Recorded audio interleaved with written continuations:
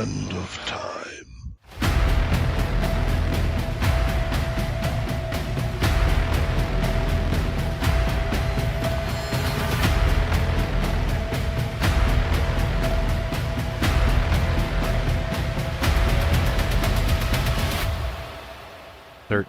O'clock.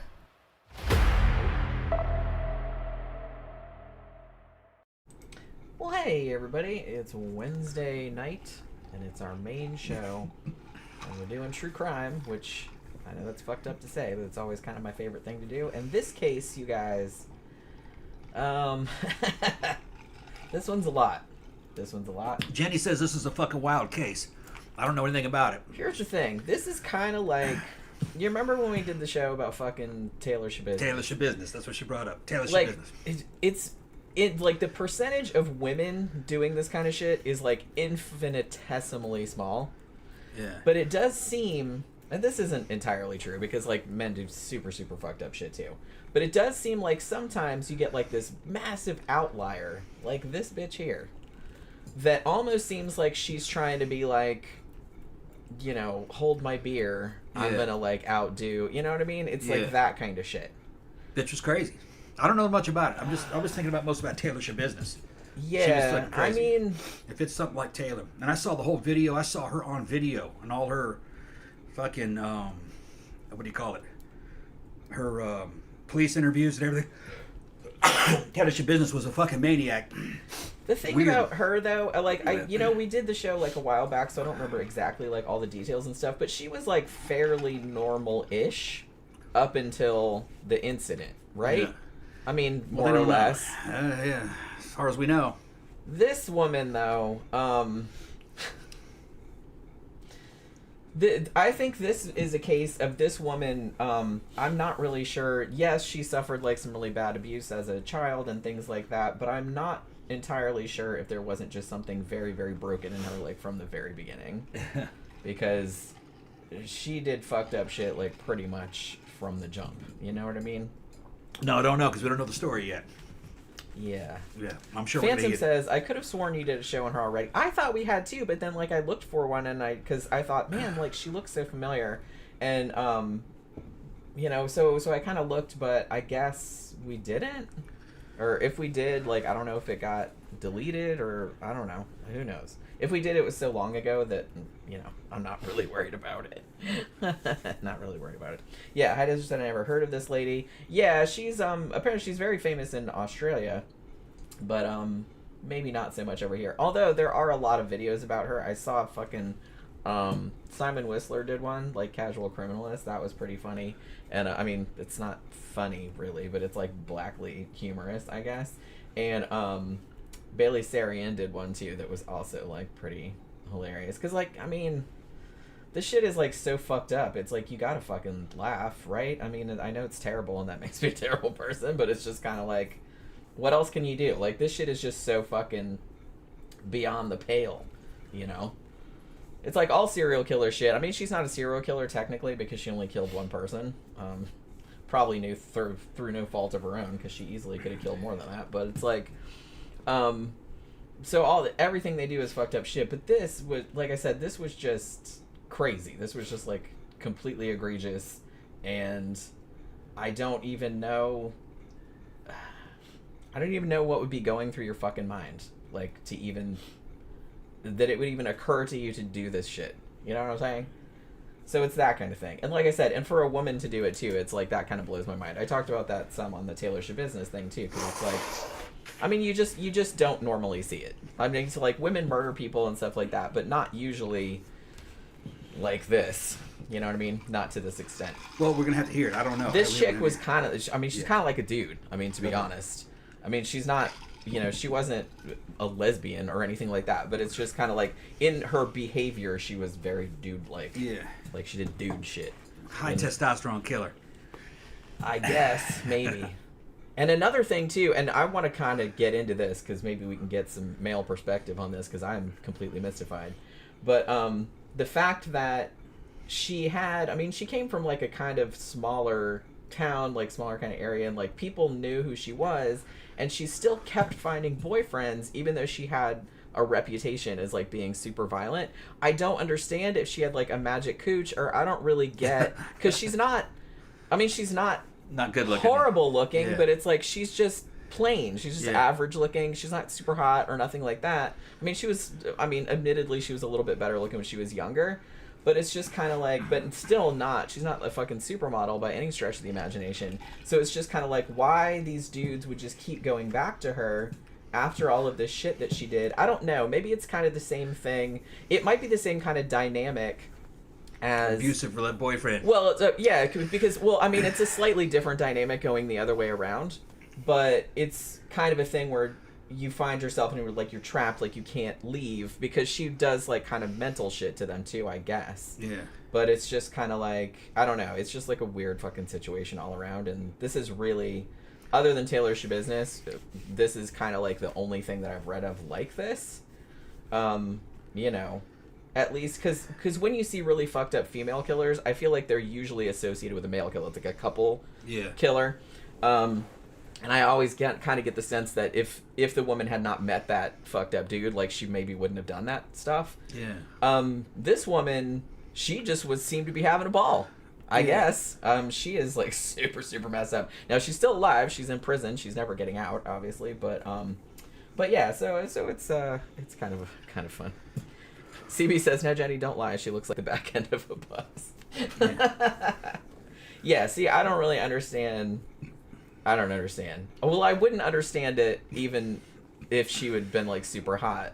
I would understand it slightly better, but I still wouldn't understand, because you'll see why I'm talking about that. But yeah, it's a fascinating case. So I guess, do you want to just like kind of get right into it? Go ahead, get into it. We can just get into it, because I think you'll have a good. I was gonna say I think you'll have a good time with this one, like talking about you, but I don't know if that's the way that I should phrase that. But yeah, this is fucked up. What's up, Mango? Yeah, what's up, everybody? Yeah, Randus ASMR says, my roommate gets annoyed when I laugh, but it's like an uncomfortable laugh. Yeah, it's just kind of like, I don't know. I think sometimes we don't really have too much of that anymore. But back in the day when we used to do true crime shows, and we would kind of make jokes about it. We don't make jokes about victims and stuff like that, because that's fucked up. But it's like we'd make jokes like making fun of the killers and shit like that, and kind of laugh about it, or laugh about the absurdity of the situation or how fucked up it was. And we did get some comments like complaining about doing that. It's like, that's not funny and all this other kind of shit. But it's just kind of like, no, you kind of have to laugh at it, and you're not saying that it's funny like you're picking, oh, it's funny that happened. I mean, obviously that's not funny, but it's just kind of like, you just kind of have to laugh at like the fucking absurdity of it. Like I said, you gotta take the piss out of them. Well, and I do particularly like taking the, like, knocking the wind out of serial killers, because a lot of them think they're all that. Yeah. So. Yeah, like BTK. You know. And anybody who thinks they're all that, I just like to. I just tease BTK. Pop their little balloon a little bit. Because, like, get the fuck over yourself. Teasing about him taking pictures of himself in women's underwear. Yeah. Yeah. Like he was some big fucking. Yeah. It's just, I don't get it. They asked him, well, what about your male victims? Male victims? There was no male victims. You had a picture of the dude fucking dead in the hall. He goes, oh, no, that was me. Like he was proud of it. Yeah, that was me. You're so pretty. Yeah, so it's just that kind of. I don't know. So like I said, I kind of feel like, because I'm one of those people that it's just like, it's almost like a knee-jerk reaction. Like, if you're talking about how great you are, or do like being arrogant or stuff like that, my first thing is just like, pop a pin in that. Like, you know what I mean? Because I'm like, get the fuck over yourself. You just put your pants on one leg at a time like everybody else does. You take a shit like everyone else does. You're not better than anybody, so get the fuck over it. Yeah, a lot of them are trying to be frightening. They're not frightening, though. Yeah, and well, and that's another thing too, is that they get off on the power that they inspire by making people afraid of them. Yeah. So I think that's another thing that's like knee jerk. As soon as like somebody tries to do that, I'm just like, oh my god. Not all of them.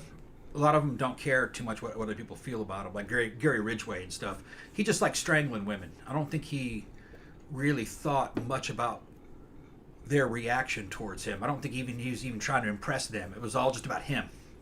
He wanted to strangle them. Well, he just probably thought of them as just like moving sex dolls, I would think. Yeah. But guys like fucking the original Night Stalker. What was his name? Fucking Joseph D'Angelo. Yeah, D'Angelo. D'Angelo wanted people to be terrified of him. Yeah. That he got off on that. And fucking, you got to say, D'Angelo was a dude that fucking, yeah, he was a trained fucking cop and had the fucking skills of a fucking commando. He'd come into your house and fucking set a trap for you in your own house, unload all your guns, wait for you to come home, and fucking take you and your wife and fucking, you know, humiliate both of you, and then eventually rape and kill both people. Well, actually, he didn't rape the men, but he killed the men. And, you know, he got off on that fucking power. Yeah, a lot of them do. Power of life and death. And they were afraid of him. He was a big dude. Big dude. So with a lot of inadequacy issues. Well, yeah, because that's the thing. That's where it comes from. Mm-hmm. Like, a person that tries to make everyone afraid of them obviously is very wildly insecure.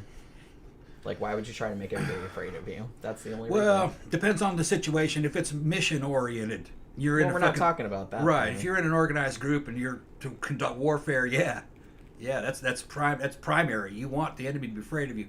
But they're doing this shit for sexual purposes. You know what I mean? Fucking, so that's just a bizarre motive to begin with. That's the only way they can get off. That's the only way they can get off. Pathetic. Yeah. Yeah, CB is saying that he had like a really small dick. Yeah. Yeah. And that's why. That's exactly. And obviously he was really sensitive about that. Yeah. The women asked to describe him and fucking, you know, and they were just like, he was a big dude, and they were saying, you fucking, you know, how was he built? Because he was a little tiny. So I think that fucking was some kind of an underlying thing where he felt that he had to really prove his fucking potency by killing people and terrifying people. It's just not really how you should do it. No, not at all. Well, it's not like that. Yeah. This was a sexual problem, just like fucking BTK was. Oh, I got sexual problems. Yeah, he had some fucking sexual problems. Yeah, sexual problems. I'll give him some sexual problems. Mango says, "Have you got to see Heretic yet?" We're probably gonna go see it this weekend because I really want to see it. Yeah. Because I saw it last weekend. It's a great movie. Although I will say the trailer for the film is a little misleading. That's okay. They do that a lot.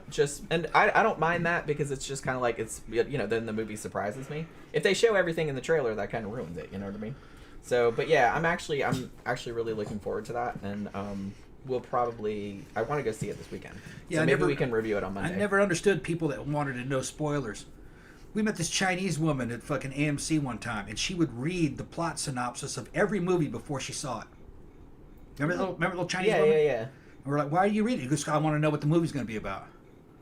It just, some people are like that. She was crazy. She was a little bit crazy, though, that girl. She was on, well, she had the AMC Stubbs A-list we had, so we used to see her at the movies all the time. Yeah. And she was like hardcore. She would like bring a quilt and had her little she's little sleeping in sockies on, there, like in little jammy pants and stuff like that with all her snacks.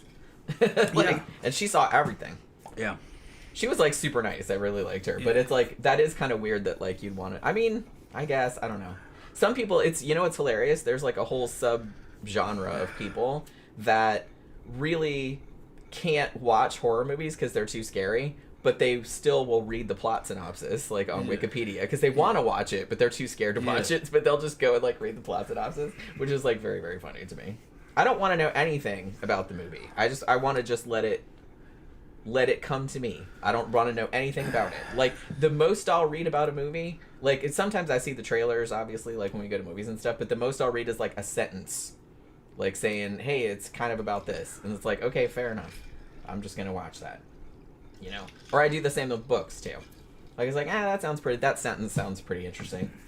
Because if I don't like it, I can just, like, turn it off, you know what I mean? Or stop reading it. It's okay. So, there we go. Alright, so let's get into this shit right here, because this is some crazy fucking bullshit. Oh, I will say that, fun fact, just what we were saying before about women not usually pulling this kind of crap, is that Katherine Knight, and anybody, like, because I know we have some Australians in here, I don't know if this has been since then, but she was actually the first woman in Australia to be sentenced to life in prison without parole. That was the first time that it ever happened in Australian history. I don't know if it's happened since, because I meant to look and then I forgot because I got busy. But, you know, so there was that. So, first person. And the judge even wrote on her shit, never let her out. which Yeah. I do not argue with at all. So this actually, all of this shit happened in 2000. Like, that's when the crime was. But let's kind of get back into her history a little bit. So I'm going to say, like, look, I don't know the people that was her family and everything like that. I'm just going to say from reading about them, they kind of seem a little trashy. Okay? I'm just going to say trashy. Like, kind of just very small town, super conservative, just like super, super trashy. Like, everybody's fucking everybody else and, like, you know, molesting their daughters. And it's all that kind of crap. Like, so there was a lot of that stuff going on. So her parents, like, her mom was named Barbara. I don't know if it's pronounced Ruffin or Rowan or Rowan. Could be any of those things. It looks like it's Roughan.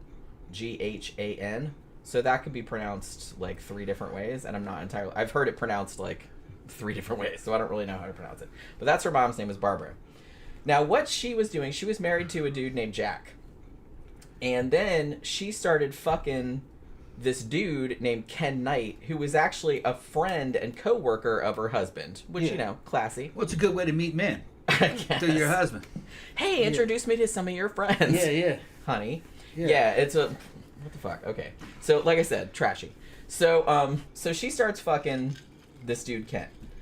And because this was a very small town and both of those families were pretty well known, I don't know if what they were well known for being trashy, probably.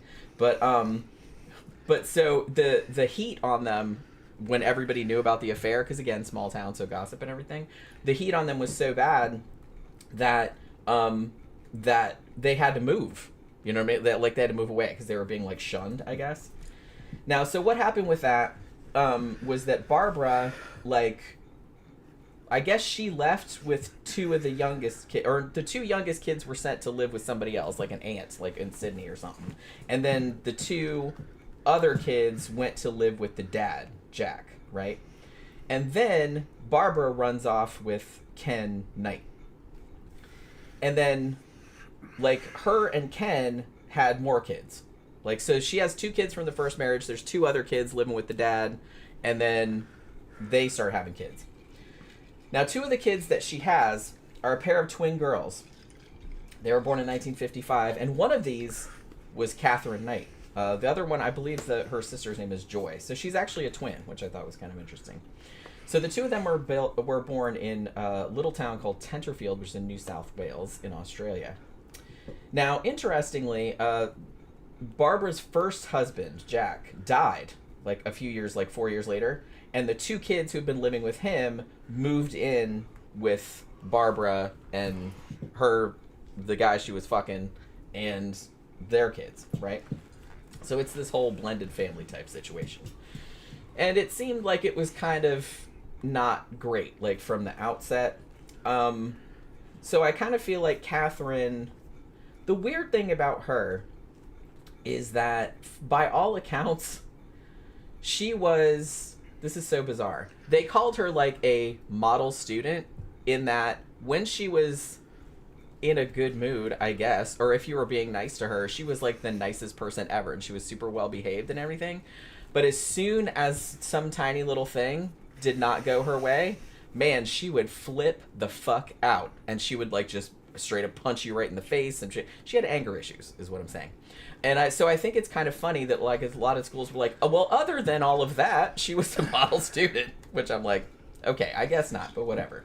So it was that. So she seemed very, I don't want to say bipolar, but kind of, you know what I mean? Like, as long as everything was going her way, she was nice as pie. But the second, like, somebody got in her way or fucked with her or was telling her she couldn't do something, she, like, went like from 0 to 100 like immediately. You know what I'm saying? She was like that, and she was like that from when she was a kid. So like I said, I don't know, she did have a lot of abuse as a kid, but I don't know if she was just like that from the outset. So so she didn't really have many friends growing up. She was kind of close with her twin sister, as twins usually are. She had a favorite uncle that she talked to a lot, but he actually committed suicide in 1969. She actually, to this day, maybe to this day still, because like I said, she's still alive, she does claim that his ghost still visits her, which Okay, whatever. But apparently, so they were like really close. So they moved back to Aberdeen. Now, Ken, the dad, was a horrible alcoholic. And he beat on Barbara, the mother, a lot. He just basically like intimidated her. He would rape her several times a day. It was just like a bad situation, like all around. And Barbara, perhaps because of this, I don't know if she had like some weird, learned victimhood thing, like, because maybe she'd been with shitty men her whole entire life, but she had, questionable boundaries, like when it came to her kids. Like she would talk to her kids about like her sex life and about getting sexually assaulted like by their dad and stuff, which is kind of not something you'd usually talk to your kids about. It's a little weird. And like sometimes how old were the kids? Well, then when they were younger, I mean. Weird. So, and then one time there was an incident where Katherine, when she was a little bit older, and she said, "Hey, I was with this dude and he was asking me to do some sexual thing that I didn't want to do. And, you know, what should I do about it?" And the mom said, "Oh, just put up with it and stop complaining." And I was like, that's super healthy. Yeah. Nice. Now, Katherine later claimed that she was actually sexually abused by several male members of her family, including her brothers, stepbrothers, not her dad, she said, but other male members of the family, including, like I said, her brothers. And this went on when she was very young, like up until she was 11 years old. So this is a big nest of really nice people. That's what I'm saying. That's what I was saying before. So it's like, so if anyone got like, offended or whatever that I called them trashy, like they're like, these are just very, very trashy people. Yeah. Very trashy. Probably a bunch of bad genes in that family. It's what you would call here in the U.S. white trash. Yeah, that's what I'm saying. It's just that there's inbreeding as a factor a lot of times in yeah, because I kind of feel like, I mean, this is back in the 50s, and this is like small town. In like she Australia. she was born in the 50s, in 1950. In Australia, yeah. And it's like a super, super small town. All right. And so I imagine there was like some inbreeding and everybody's incest kind of cousins. shit going on. Right. Yeah. Because the same thing happens here, like especially like back in the 50s. Back like, in the days, like little mountain communities and stuff like that. There's just nobody around, so you just like fucked your relatives. There was a whole eugenics program came out of the United States in the early 1900s. And it went on a quest in certain states to wipe out all the inbreds. And there's some photographs from it. And they did it through sterilization. They paid them to get sterilized. It was before there was a highway system in the United States. It was just trails for fucking horses and buggies and shit. And there were towns out there that were basically isolated, totally isolated from other towns. They barely had any roads that would go into that town. And you'd go in there and you'd find a whole town of a couple hundred people all just badly inbred. Just like this, like something from another time. Like, you know, this is like going on in like 1906 and shit. Yeah. 1920s. But I think by the time the 20s came around, the eugenics movement, they were getting out there and trying to bribe these people into getting sterilized. And or they fucking, another thing they'd do is they'd make a road go through their town, which would allow them to leave. And they'd spread out throughout the fucking Get out of here. Get fuck out, so they could fucking breed with other Expand your people. gene pool. Yeah, right. This is not good. Yeah, yeah. For so anyone. You wouldn't think of it today, but you can go on YouTube, not on YouTube, excuse me, on Google and look up that kind of stuff, and you know about the eugenics movement and inbreeding and stuff happening in the United States. Oh, there's photographs of them. You really wouldn't see people like that today. You know, just weird I looking. would hope not. There's a couple up in Appalachia. Remember the inbred family? They got them on YouTube. Yeah, I know. Drooling, and one of them's barking like a dog. It scared the shit out of me. They were all brothers and sisters. Inbreeding's bad, y'all. It was like several generations of brothers and sisters. They were bad, and they kind of had them in a reservation. Look like hillbilly shacks, and the government would come in there and monitor them. They'd bring them food and stuff, and they died. They just bury them right there.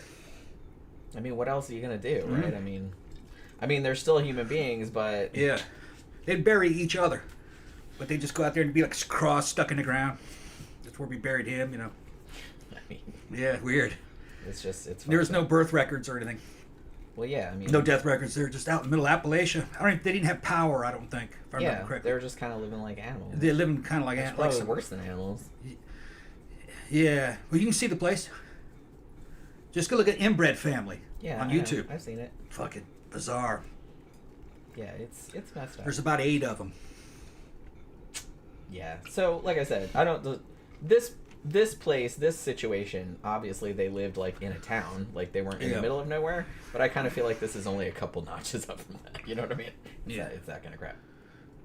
So when she said about the sexual abuse, she was analyzed by several psychiatrists like after she did what she did. Hopefully like psychiatrists would be like, what the fuck, lady?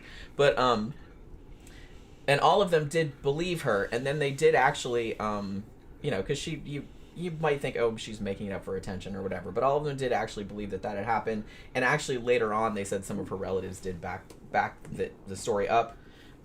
So apparently that did happen, like I said. So she had a shitty childhood. Like I said, that's not excusing it. We're just saying you can feel bad for her when she was a kid for going through that shit, because nobody should have to go through that shit. But it doesn't excuse what she did as an adult, and should know better. Just saying. SideQuest is here. What's up, SideQuest? Good to see you. Yeah. CB saying the inbred family from the X-Files is a good example. Yeah. That was a good episode. But the thing is the real thing's much worse. Scarier. You look at it, you can't believe it. Just like alien beings, like alien creatures. Weird. Yeah, High Desert said Lovecraft wrote about isolated inbred towns. He must have seen them on his travels. Oh, yeah. I mean, he didn't travel all that much, but yeah. They knew about him. They knew about him, I think. Plus, I mean, Lovecraft was like super, super racist. So it's like, just like, he was kind of like a lot of his He was monsters, racist against white people. Yeah, like a lot of his monsters were just like other people he didn't like. Yeah. You know what I mean? So he made them into monsters. If you weren't an Anglo-American or a British-type American, you were a foreign species. As far as Lovecraft was concerned. If you were Celtic, any kind of Irish or thing like that, you were garbage. It wasn't just black people and Hispanics and shit. He'd fucking talk about them in kind of negative terms in the early 20th century, like, they hated the Irish. Yeah. And Irish are fucking white as anybody. Yeah. Which is didn't crazy. matter. No, but it didn't matter. It didn't matter to them. It had more to do with social caste, what they considered how they considered your fucking civilization, and they didn't consider the Irish to be civilized. Well, it said right in the newspaper. It would say, I've seen copies of shit in newspapers from that time, 1800s. Said, yeah, these Irish immigrants shown up. They're really only good for 2 things: the men are good for thievery, and the women were good for prostitution. Yeah, that's all they do. That's nice. Yeah, and they're probably true. Good old days, y'all. Probably true though. Because a lot of them were being banished here.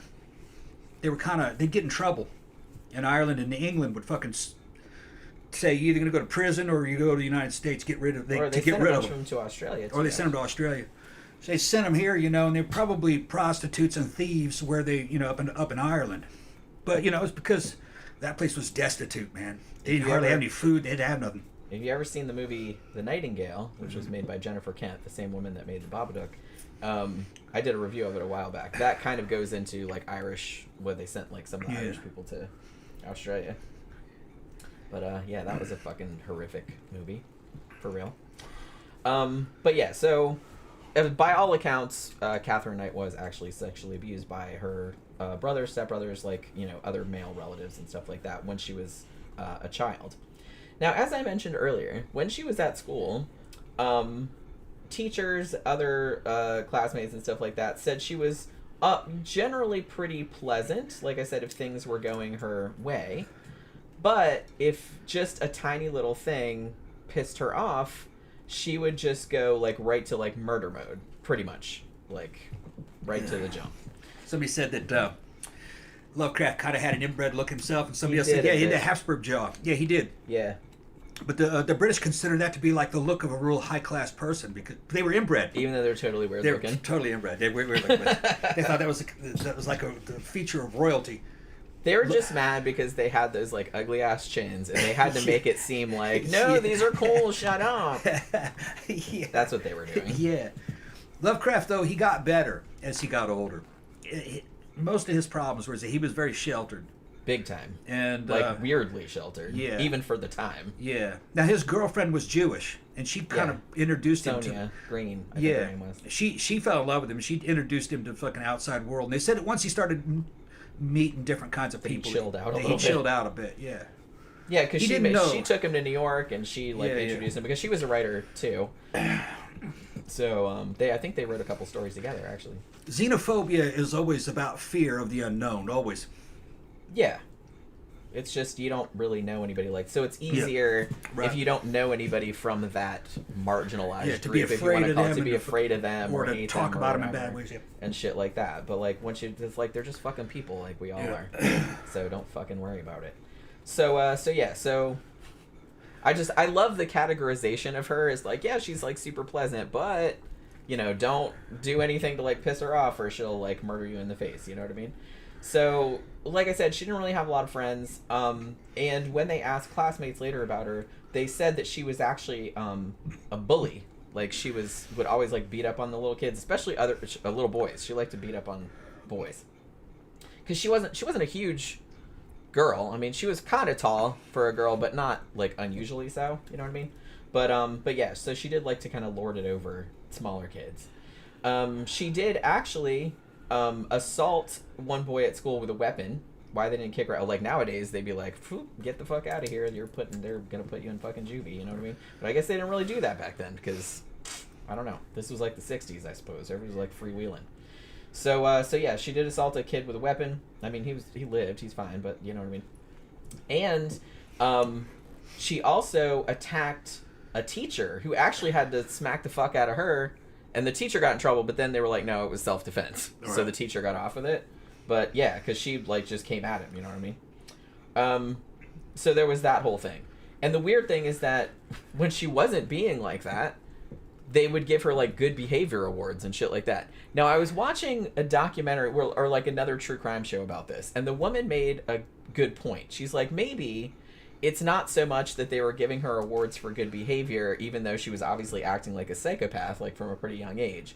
It's like maybe they were trying to encourage her to act better by giving her that shit. Right, yeah. You know what I mean? Because it's like, it sounds crazy nowadays, but behavior modification. Yeah, they're trying to like positive reinforcement is what they were trying to do. I mean, whatever it is, it does work on some people. Positive reinforcement generally does work. It doesn't work on total psychopaths. But it doesn't work on somebody that's a total psychopath, which I suspect this woman probably is. Yeah. Considering like what she ended up doing. So, because those people don't have any empathy, they don't have any guilt, they don't have any shame. They just do whatever the fuck they want to do, and they don't really feel bad about it even. And there's really nothing you can do to stop those people from doing that, other than just like locking them up, pretty much. I mean, what else can you do? You can't modify their behavior because they don't really see any reason to modify it. It doesn't benefit them. Yeah. So it's just kind of like, Well, there's also an element where psychopaths love bad behavior. Yeah, they like the thrill of it. Mm-hmm. They like the fact that you don't like what they're doing. Yeah. So that's a power thing to them. So like I said, so they can't be reasoned with like a rational person. Not like a normal person can. Yeah, they already hate you, basically. Yeah, so you can't really deal with them. They all end up in prison. Yeah. High Desert said, have you ever seen portraits of Charles II of Spain? He was so inbred he couldn't chew normal food. Because he had his chin was so sloped back. Yeah. That's really something. I think I have, but it's like I'd have to look again to see. Yeah, some of those there, the inbreeding got real bad amongst the royal class. Yeah, I mean... Yeah, they lived in their own bubbles too. I guess, but it's just kind of like, man... You would think after a while they'd be like, why is everyone drooling idiots? Maybe we should stop fucking our sisters. But, I guess they weren't that bright back then. You can't have stagnation. Stagnation always starts fucking... You have monarchies that last too long. You're going to have stagnation and inbreeding. The rules are not conducive to shake-ups and fucking modification and change. You have to fucking shake things up every now and then. Societies can't stay stagnant for long, or they start to go crazy. Leslie Ann Stoffel says, just recently found your show. Really enjoying it. Well, thank you very much. We always like when somebody new stumbles across our show. We've been doing this since... Oh, man, a long time. Summer of 2016. We haven't been doing live streams that long, but we've been doing like videos. Let me ask you this. What is it you like about the show? Why do you like the show? I mean, you can answer whenever. You can answer whenever. Yeah, don't worry about it. We'll see it. So here's another thing. So this woman, well, she's still a girl at this point. Katherine.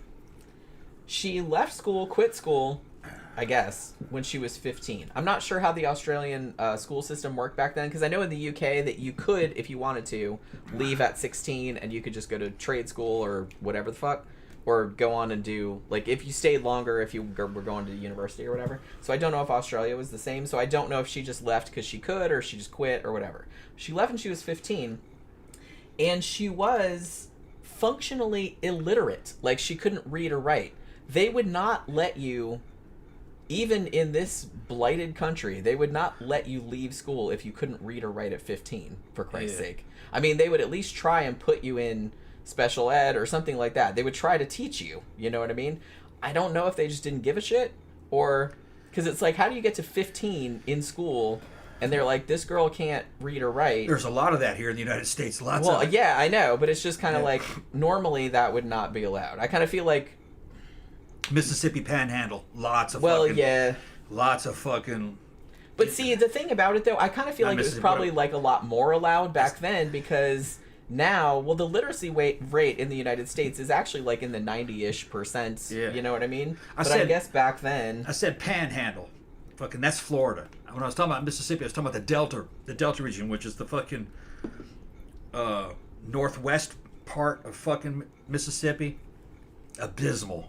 Yeah, fucking probably one of the worst places. Well, I think Mississippi is at the bottom. It's at the bottom, but a lot of it's constant. A lot of the problems with it kind of switches with Alabama. The thing that throws the whole fucking statistics is the fucking Mississippi Delta region.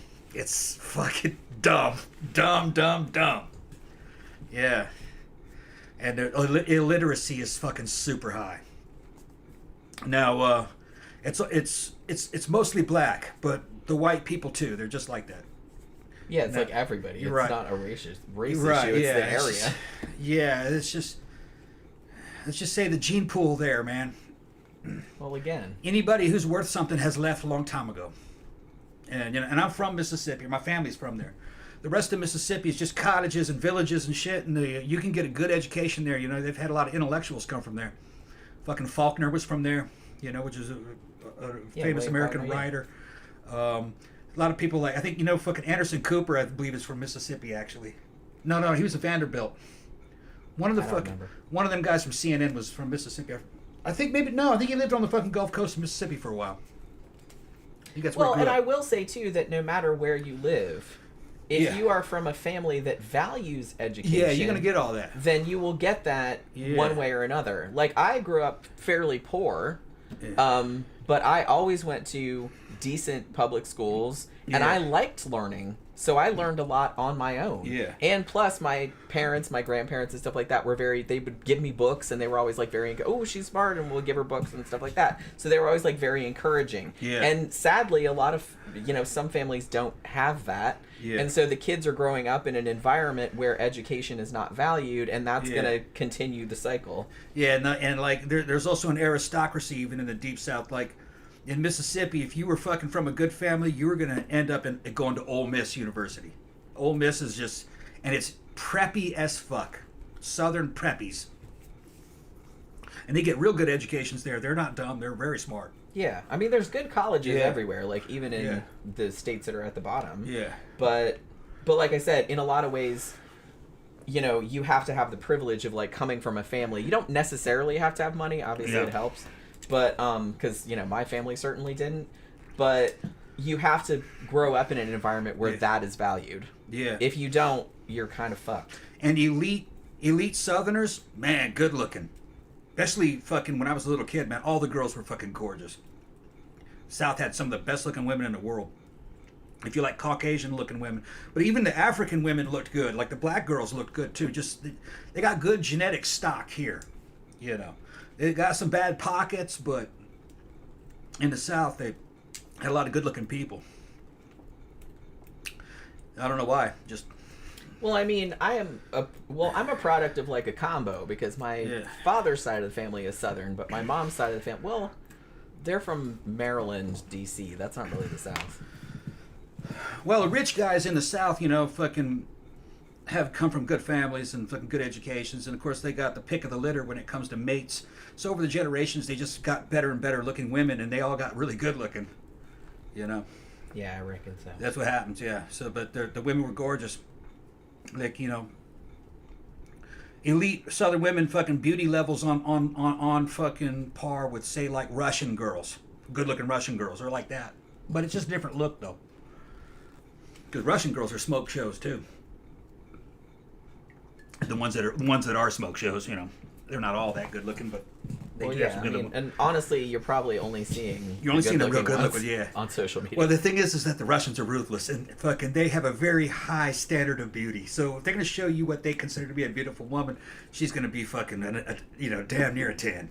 But that's what I'm saying. They're only showing you the elite. Yeah. You don't see like the 90% of the other chicks that they're more like sevens, they're just sixes. Regular. Yeah. No comment. So yeah. All right. So she leaves school at 15, can't read or write, which we'll get into that a little bit later because at her crime scene she left a note that she could kind of write, but not really. I had no idea what the fuck she was trying to say. So anyway, so she gets a job. Because I guess she could do that in the 60s. Like, I can't read or write anything, but sure, give me a job. She gets a job in a factory, like a clothing factory, like cutting clothing. So, okay, they give her a job in a factory. She worked there for a year, and then she left that job because she was offered a job which she called, in her words, her dream job. Can you guess what this was? It was working in an abattoir. Cutting up animals. Okay. Like a slaughterhouse. Slaughterhouse, right. Yeah, and apparently, like, in the area where she lived, there was a lot of... It was kind of a meat-producing area, so there was a lot of abattoirs. So a lot of people around there worked in them. Now, I will say that, yes, a lot of people worked in them by necessity, because that was kind of like the main thing that you did if you didn't have an education or whatever. So you worked in them, and most people were just kind of like, it's kind of a shitty job, but it pays the bills or whatever. Man, she was into it. And even like the other workers of the place were like, chick, what the you know what I mean? They were like, let's not get too enthusiastic about like working in an abattoir, okay? So it's just, but yeah, she was like super jazzed about it. And like I said, at this point, she's only like 16 years old. Now, I think her twin sister also worked in the same place, and a couple of her other relatives. Like I said, this was kind of like a big employer, like in the area where she worked, like the abattoirs. There was more than one. But yeah, so this was her dream job. She just wanted this forever. And so yeah, she got a job like cutting up animals. I read on one thing that like she was first assigned to like cutting pig heads off. But, and you know, and I'm not shitting on, it's like, look, people eat meat, I eat meat. Somebody has to do these jobs, right? They're not pleasant. And I kind of feel like most people that work there would probably agree that they're not pleasant. But there are jobs that have to get done as long as people eat meat. So, you know, I'm not shitting on people that work there. I'm just saying that she was like a little, like way too into it. And it was a little bit weird, is all I'm saying. Now, so she starts working there, and because she loved it so much, she was really, really good at her job. Like, so much so that, you know, all the superiors at the factory were like, wow, this chick is amazing. And they gave her a promotion, like, because like I said, I think she started out cutting off pig heads. But then they promoted her to the boning room, which is not as fun as it sounds. And when she got promoted to the boning room, which I guess is like taking the bones out of the carcasses or whatever, they gave her her own extra special set of butcher knives, like in a little pouch or whatever. And she was super jazzed about this, man. So much so that she took the knives and she hung them over her bed. And later on, when somebody asked her about it, she said, well, so they'll always be handy if I need them. Which is a little bit of a red flag. But yeah, so everywhere she moved subsequently, like from when she was a teenager, she would take these knives with her and would always hang them over the bed. So they were just right there. In case you need to stab somebody, never know. You know what I mean? She just hung them there as a decoration. So yeah, I mean, obviously she's not doing that now in jail because they won't let her. But up until she went to jail, she had those knives over her bed in every single place she lived. So they were right there at hand. Okay. So you missed the whole, they gave her some knives and she hung them over her bed everywhere she lived. Now, you were saying that she was cutting the heads off of pigs while they were alive or dead? Well, she slaughtered the pigs, I guess. I'm not entirely sure. Okay. I'm not entirely sure. Well, a slaughterhouse, it's like a factory. Mm-hmm. It's a death factory, and it processes meat after that. So yeah, cutting the head off doesn't necessarily mean you killed it. It may have been dead. It may have been dead before you got. Well, and another thing too is that a lot of her coworkers would later say that when she was on a break or whatever, she would go to other parts of the plant because her favorite thing was watching the animals die and like watching all the blood spraying out and stuff. Like she really got off on it. Okay, so she didn't do that. And she was a teenager. Usually, at this what they point. do She's is like 16, 17. I don't know what the Australian factory is like, but in a cattle slaughterhouse, usually what they do is they drive fucking a bunch of cows down a fucking narrow chute, and the first cow will stick his head through a hole in a wall, and underneath there's a machine. It comes up and goes up, slices the bottom of that cow's fucking neck, and then it opens up somehow usually, and the cow runs off, and then the door closes behind it, and another one does it. And because it takes time to die from the slit throat. And then there's people out there grabbing the animals that are dying, putting them on hooks, and it runs through them. But, there's different ways you can do it. Some of them can do it with a pneumatic spike gun, blow a spike through its head. Yeah, they have now they have this pneumatic, like the cattle gun that just like, it's just like a tube. It's not even a spike. It's like a tube, like a cartridge. Yeah, and it just kind of goes and then it goes in and out and it kills them. Yeah, that's like just like in No Country for Old Men. Yeah, that's what he was using. It was that was a cattle gun. The thing is though is that some places probably wouldn't want to use that because cow brains are also worth something, and that might damage the brains. Yeah, my grandma always had a can of calves' brains. Right. Usually the way you do it is like what the Arabs would call halal slaughter, which is you cut the animal's throat. It's less traumatic. It takes longer, but they just get sleepy and fall asleep. It's not very painful. I would hope not. Yeah. Like I said, I eat meat, so I can't get too head up about it. But honestly, if you're gonna kill an animal for food, make them suffer as little as possible. Because it's still kind of fucked up. I'm pretty still uncomfortable with it, but I've really only killed fish and deer, rabbits and squirrel for food. Other stuff I kill by accident, sometimes misidentification.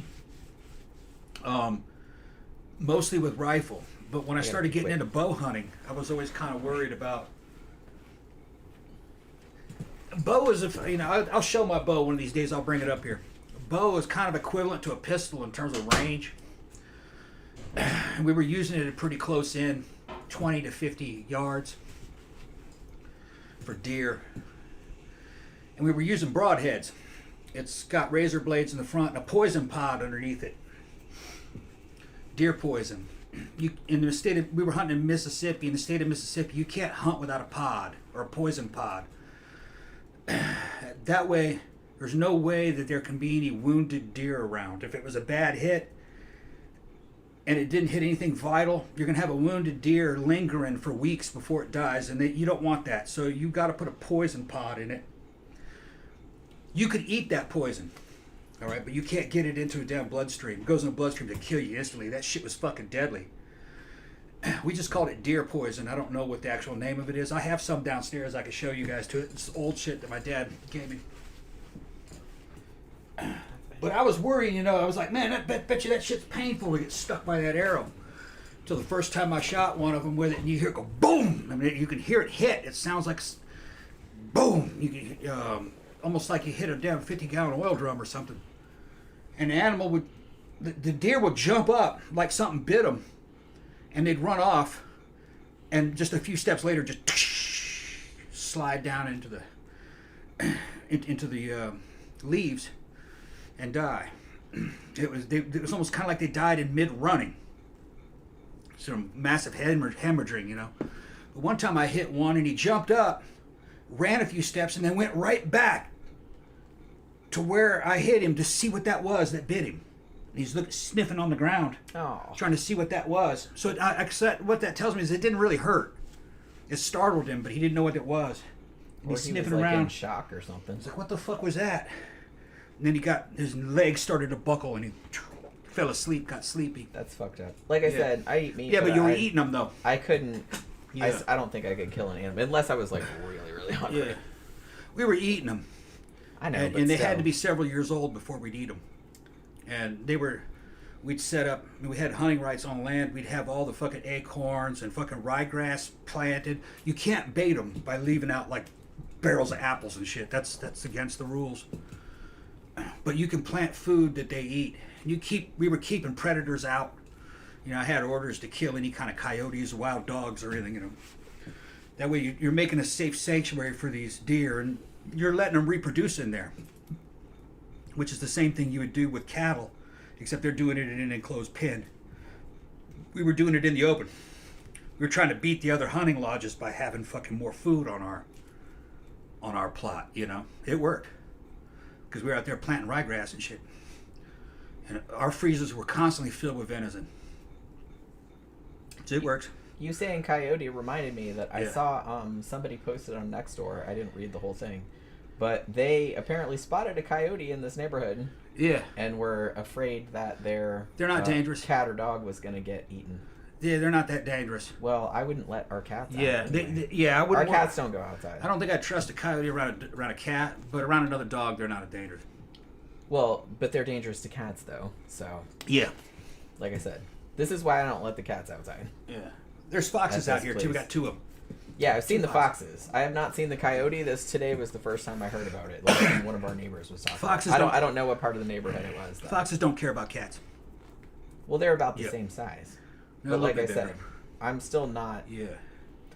I wasn't a fan of the cats going outside. Well, just cat. We just had Pookie in Beijing. We didn't have Bambi when we were at the other house. I wasn't a fan of it, but it was like a little better because it was like enclosed. This is like not enclosed. It's like all open, and we have like this big, huge lot, and it's like there's no fences between the houses. There's no anything. It's just like this big, massive kind of shit. You know what I mean? So it's just, I don't know. I just feel better like them being inside. I don't really like thinking about them outside because there's all kind of shit running around in here.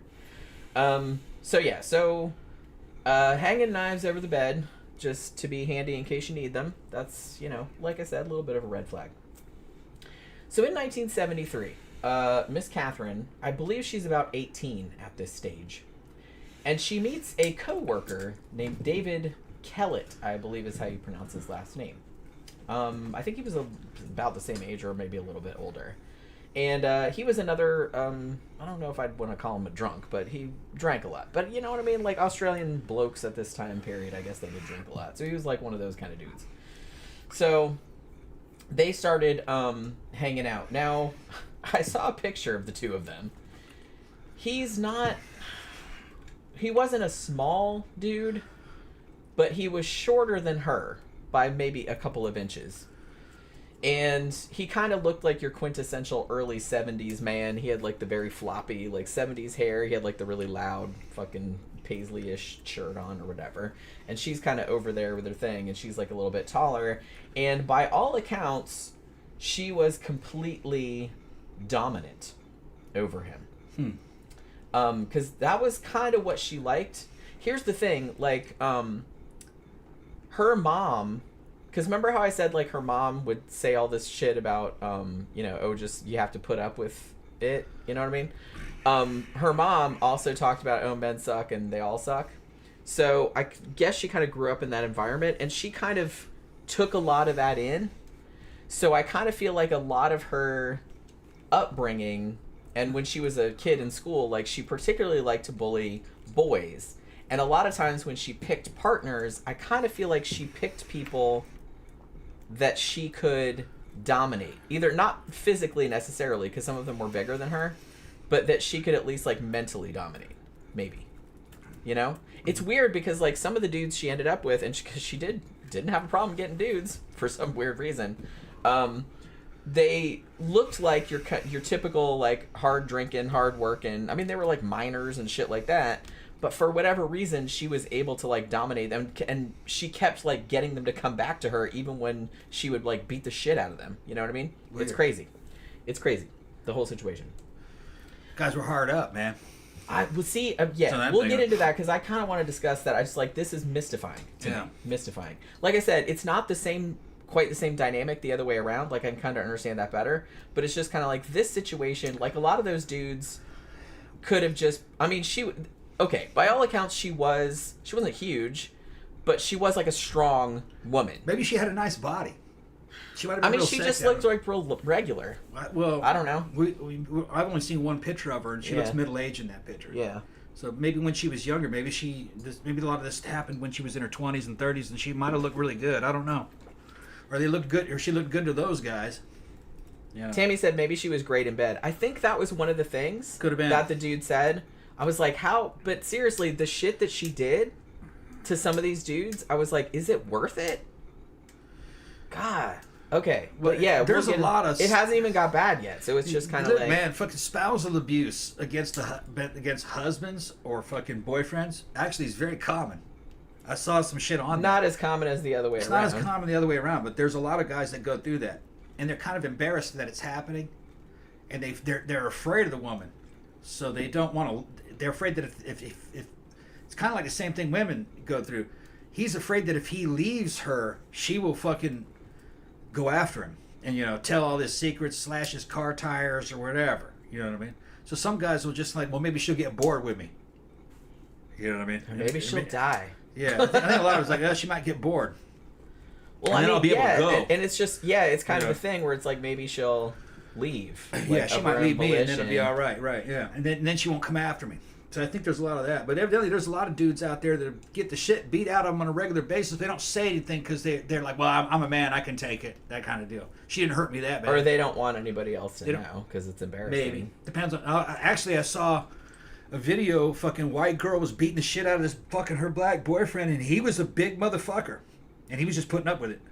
But she was hot. But he was crazy. I was like, there's no woman worth that. That's what I was kind of thinking. It's like, look, it is never worth ever, like whatever gender you are. Yeah. It is never worth being with somebody that just beats the fucking crap out of you and just kind of. And it was always the same thing. You don't love me, or I saw how you were looking at her. Or she looked at you and you didn't fucking tell her to fuck off. Just shit like that. Jealousy shit. Yeah. And like I said, it works the other way too, because a lot of dudes are like that too, like against when they're abusive. It's like, oh, you're fucking around on me, you're doing this and that, and they start stalking her and all this other kind of crap. It's just kind of like that. No dick, no pussy is worth that. No. It's just really not. Just get a toy and go to town. Like don't put up with that. A lot of these dudes are in a fucking precarious position because she can call the cops and say he fucking raped me, or he beat me, and they do that kind of shit, and they're made it up. Because they want to see him get locked up because he didn't obey. They got evil women out there. Well, yeah, they're out there. This is one of them. Taylor Shabindas, evil as fuck. Yeah. Well, this woman for real is like super. Yeah. Like I said, it's just you just got to watch your ass, like no matter who you are. But like I said, I don't care what gender you are, what kind of relationship you're in. It's like nobody should put up with this bullshit. Nowadays, though, if you're going through that shit, fucking record it. Get that shit on fucking. Yeah, and in a way, like I said, it's a lot better nowadays because one, you can record everything. Right. Two, there's a lot more awareness about it, so there's not the same stigma. Like there's a lot more resources. Whereas like in the 50s and 60s and 70s, you would just kind of have to put up with it. Like, you go to court and it's your word against hers, and she's a woman. They're gonna believe her. Well, she puts on a good show. You never knew like how it was gonna end up, so it's just kind of like. Now you just gotta fucking record everything, and that's what they tell you too. It's just like fucking take screenshots of every single thing, like text they send you if they're threatening you or anything like that. So it's just kind of like I said, just fucking cover your ass. I'm not saying go through your whole life like not trusting anybody, even though that might be the smart thing to do. But it's just kind of like I'm just saying, just watch your ass. That's all. No matter who you're going out with, you don't know that person. You know what I mean? And even if you do know that person, I've seen some cases where the person was just like completely normal and it was just like a normal relationship, and then all of a sudden 6-7 years in they just like fucking flipped out, and you know what I mean, and started doing crazy shit. So it's like you never know. That's all I'm saying. Just watch your ass. So she starts going out with this dude, And like I said, he wasn't a wimp or anything like that. He was a little bit littler than her, maybe like that much shorter. It looked like in the picture. I don't know if she had heels. The on. height doesn't matter. No, not really. It's body weight. And but she's not a big bruiser. She just looked like a regular ass woman. Yeah. But they did say that she was like unusually strong for her size. Yeah. Like they said she was pretty thin. Right. Like she wasn't, like I said, she wasn't like a bodybuilder or nothing. But they said she was stronger than she looked, I guess, is what they said. And she worked in an abattoir. Like she just cut up carcasses all day long, and she just was kind of strong from that, I guess, and dragged carcasses around. So, so she could throw down if she needed to. So she's going out with this dude that she met at the abattoir where they both worked. And she was just like completely like the boss bitch, I guess. And now, because this is Australia and everybody's drinking and everything like that, you go to the pub or whatever and you get in a fight. That's just kind of what you do. They do it in the UK too. And that's how dudes roll, I guess. So it's just go and they get in a fight. And then if he got in a fight, she would jump right in there and just start punching another dude in the face. Don't you fuck with my man. Pat, pat, pat. Like, she would just get in there and fucking throw down, man. She was, like, not even afraid. She was not afraid of men. She would just, like, get right up in their face and punch them. She didn't care. You know what I mean? So it was kind of that. And a lot of times, too, like, she would get in there, and if anybody fucked with her, she'd be like, man, I'll fucking kill you. And she would just, like, so she would do it. Like, she would have, like, knives and stuff like that. So it's like, everyone was kind of afraid of her, because obviously she's psycho. She was kind of crazy. Yeah. And she kind of had a reputation for that. So it's like, nobody ever took her up on it. Like, when she was at the pub, she's like, man, I'll fucking stab you. They're like, she probably will. So it's like, let's just de-escalate. Maybe these guys might have had respect for her in a weird way. Like, she's pretty tough, So maybe they just kind of. There's not a lot of difference between respect and fear. Like, you tend to fucking respect people you fear because you're afraid of retaliation. I would argue that those are two different things, but there is some like overlap, maybe, like on that Venn diagram. I guess. Yeah, at the animal level. Yeah. Yeah. When you're talking about physicality and physical violence, yeah. Chaparita says, hey, Tom and Jenny. Hey, how you doing? Love the wig, Jenny. Thank you very much. This is my favorite one. One of these days, I might dye my actual hair this color because I like it. She's growing her hair out. I am growing my hair out, and then I'll decide what color I want to do it. Because I want to grow it out because the underside is shaved. I'll grow it out. I'll cut it short, like shoulder length, and then I'll decide what color I want. Her hair looks really good in red too. When she had it dyed red, it looked really good. Yeah, it's high maintenance. Like red is kind of higher maintenance. And a red than dye other gets colors. all over all the fucking sheets and the fucking. Because I've had other colored pillows. hair too. Like I had purple hair for a while, and I've had other colors. But I think I even had I had darker red, I had darker blue, and man, the red it looked so good. But holy shit, it just stained every fucking thing. The shower, the pillowcases, everything. But she said, "Oh, your top is cute too." Well, thank you very much. Yeah, I like this top. It's probably yeah. I was sitting there, I was fucking grabbing her boobs. Yeah, for that top before the show. Yeah, yeah. See what she was wearing yesterday. She was wearing like a halter top. I have my skull halter top. Yeah. Well, I have several of those. Yeah, that was easy access. You could come up underneath it. And shit. Yeah, I was taking advantage of shit. Yeah, he takes advantage. Yeah. Well, you buy me those clothes. That's why you buy. I know it looks good on you. You're so funny. Yeah, CB said Tom always looks cool and Jenny always looks gorgeous. Well, thank you very much. Thank you. That's very nice of you to say. So these two, this is obviously not a super healthy relationship, but okay. But so they get married, like you do, in 1974.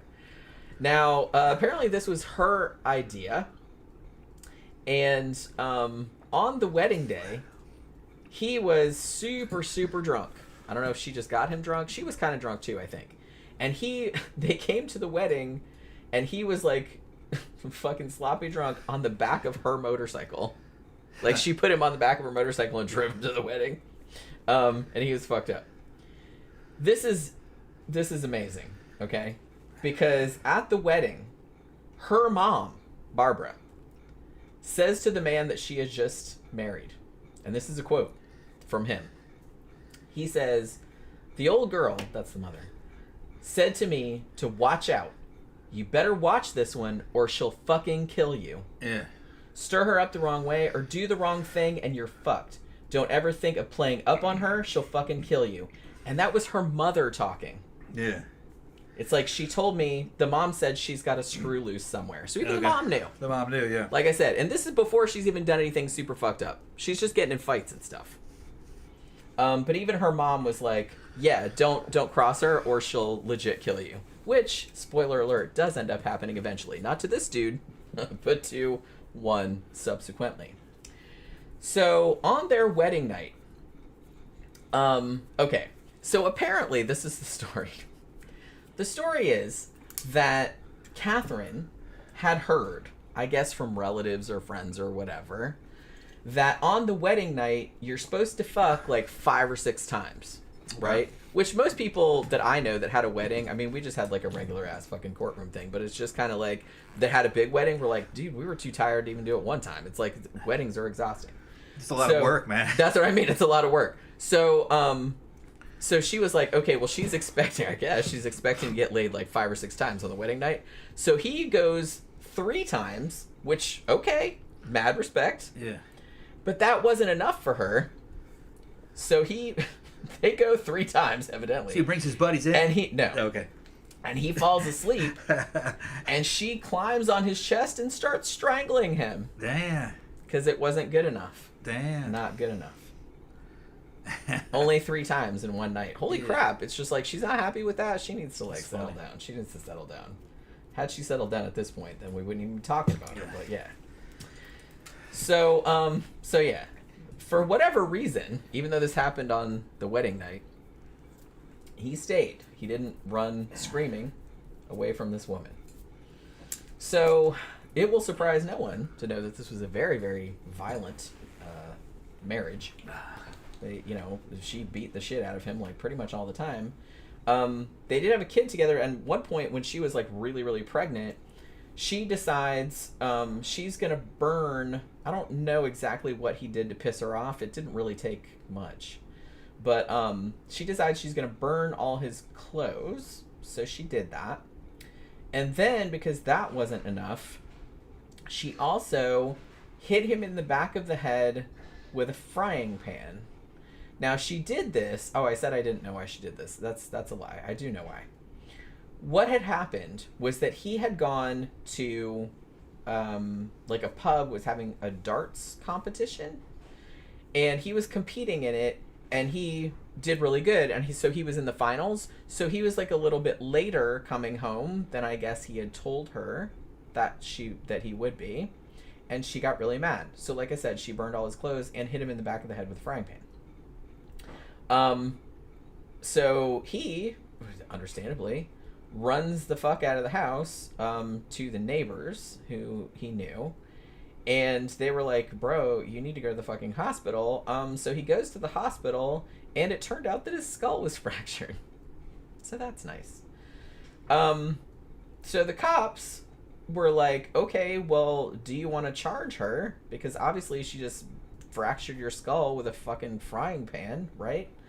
But she turned on the charm, and he said he didn't want to press charges.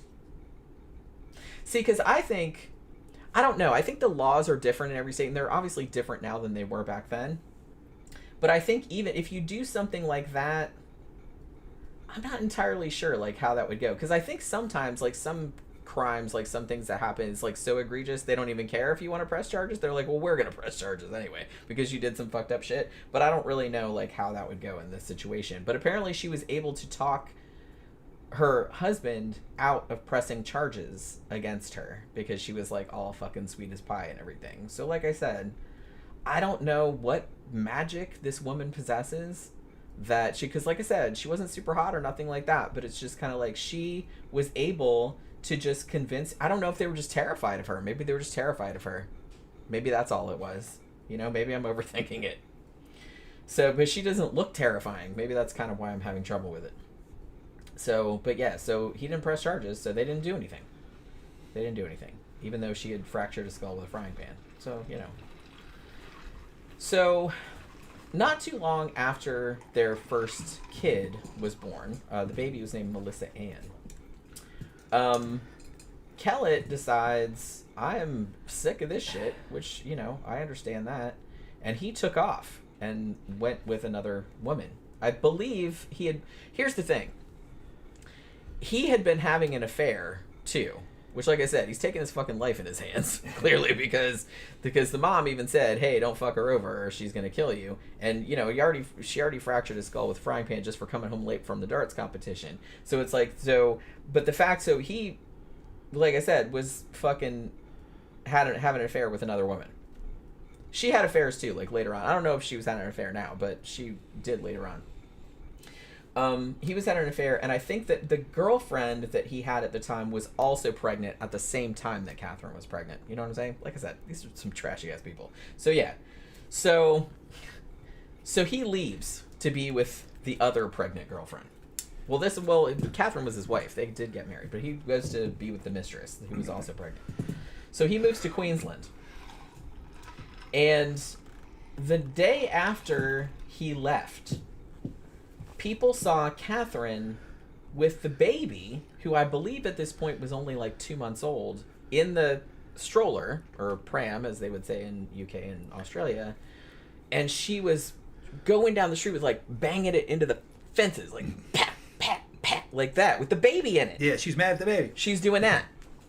And everybody was like, what the fuck? And so they arrested her, rightfully, and put her in a hospital.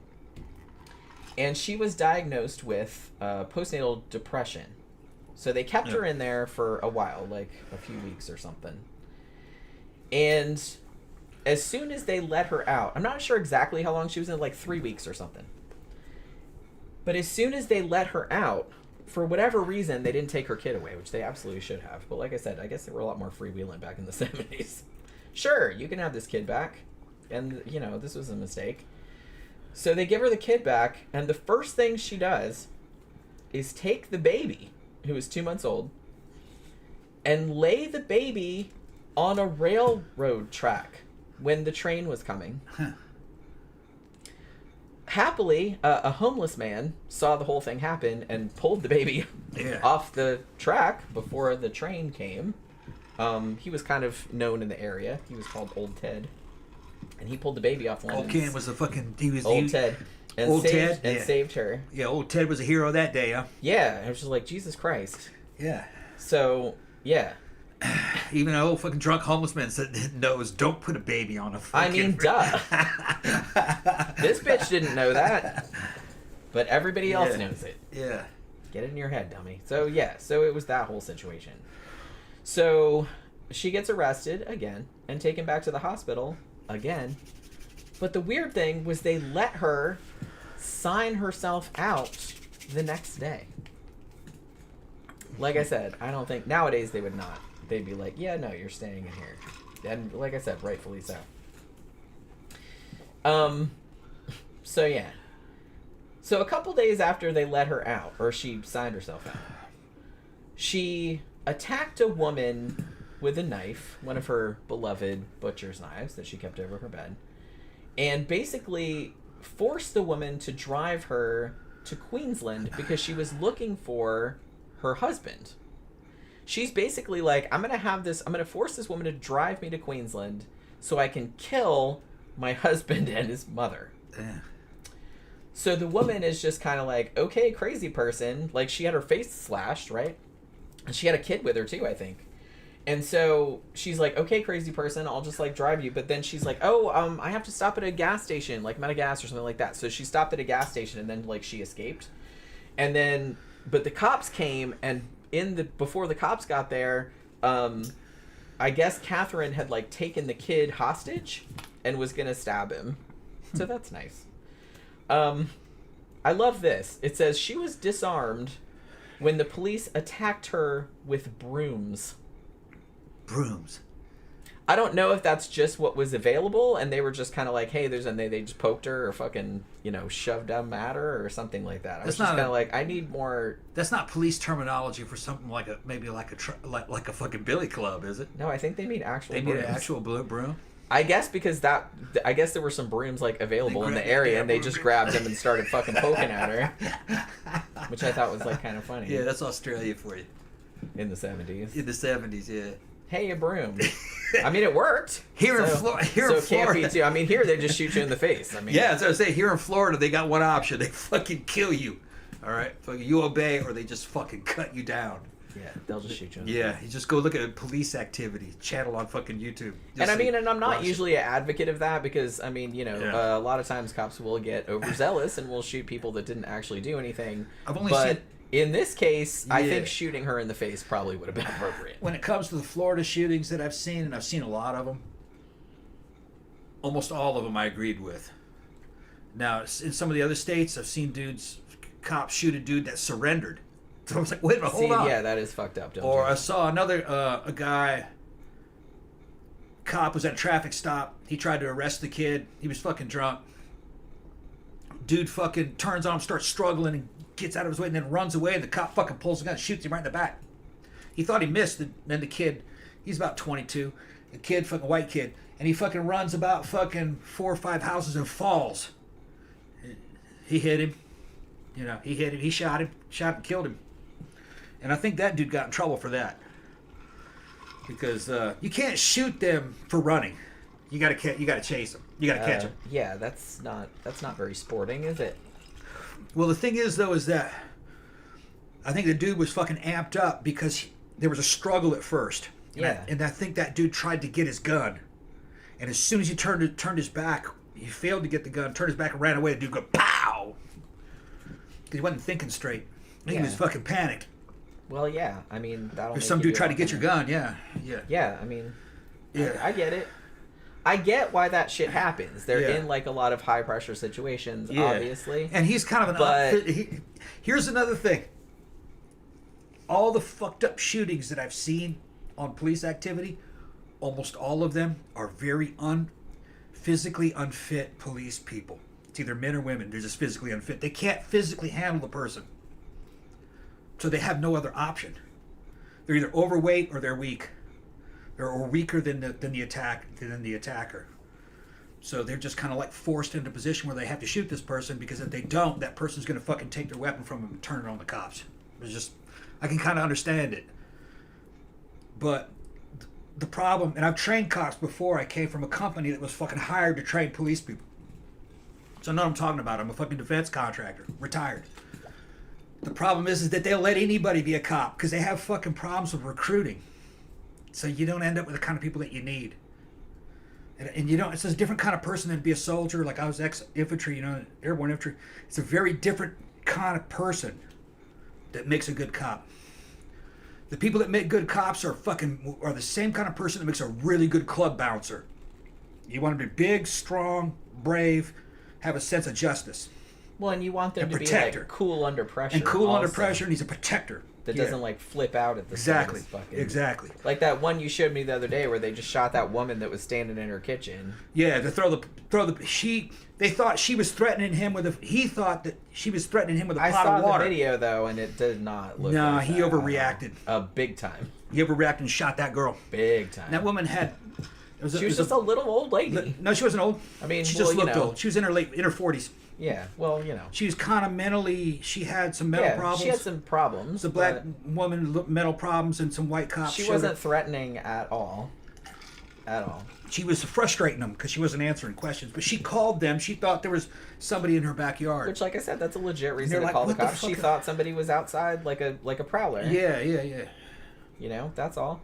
And then it just escalated. Like, I couldn't fucking believe it. Yeah. I thought you were making it up. But the dude went from like 0 to 100 in a second. He was totally normal, and all of a sudden he goes, "You dropped that fucking thing!" And I was just like, "What the fuck, dude?" And I was like, "What the hell happened?" She didn't do anything. Yeah, I had to go back and look real slowly to see what it actually happened. But no, crazy. That cop was fucking. That cop. Yeah, I don't know what the fuck triggered him. That cop had PTSD or something. I don't know what his fucking problem was. Yeah. But he just he way overreacted. Yeah. Way overreacted. Because she didn't do anything. Some of you are foreigners in here. Listen, if you ever come to the United States, it's a fucking great place, man. There's guns everywhere. You probably will never see them. Okay? I've only seen a couple shootings here. I've known some people who shot other people. But it's kind of rare. You don't see it normal. But the thing is if you come here, don't give the police any fucking flack. No flack. No lip either. You go through the fucking process just of them pulling you over or something. You just be cordial and fucking go along with it. Any resistance, especially in the state of Florida, any resistance, you'll probably be killed. they're going to think that you got something to hide, that you must have just committed a crime somewhere. Because we got criminals here, real criminals. Florida Man is a reality. Cops know all about Florida Man. Oh, most of these people are just fucking crazy. Yeah. Shaparita said, did she really get murdered by a chainsaw? I guess talking about Katherine Knight. Sorry, I'm late. I don't know if you covered that part yet. No, she's still alive. She's in prison. So there's no chainsaw involved at any point in this situation. And said she was the abuser. Yes, big time. I mean, I kind of feel like she got abused as a kid too. And I'm not saying that some of her boyfriends didn't smack her around back, you know, because that is probably possible too. But she seems like she was the main abuser, yes. Remember how you said, like, what did Leslie and Stoffel like about she's a new listener? Yeah. Like, what'd you like about her show? So I like how you are just yourselves. Yeah. It's sort of offbeat and eccentric. Oh, yeah. Thank you. I take that as a compliment. I guess so. Jen is a compelling storyteller. Thank you very much. And the chemistry with you guys is so cute. Oh, yeah. Okay. Thank you. All right. A lot of people have told us that, actually. It's funny. We have regulars. I just don't know why they're regulars. I mean, we just I don't know what. We're just trying to make it an entertaining show to, like, go to sleep to or to fucking get you through the workday. That's all this is. Yeah. Yeah. It's informative, too. And fucking some entertainment, you know. Leslie was laughing at me saying, boning room, not as fun as it sounds.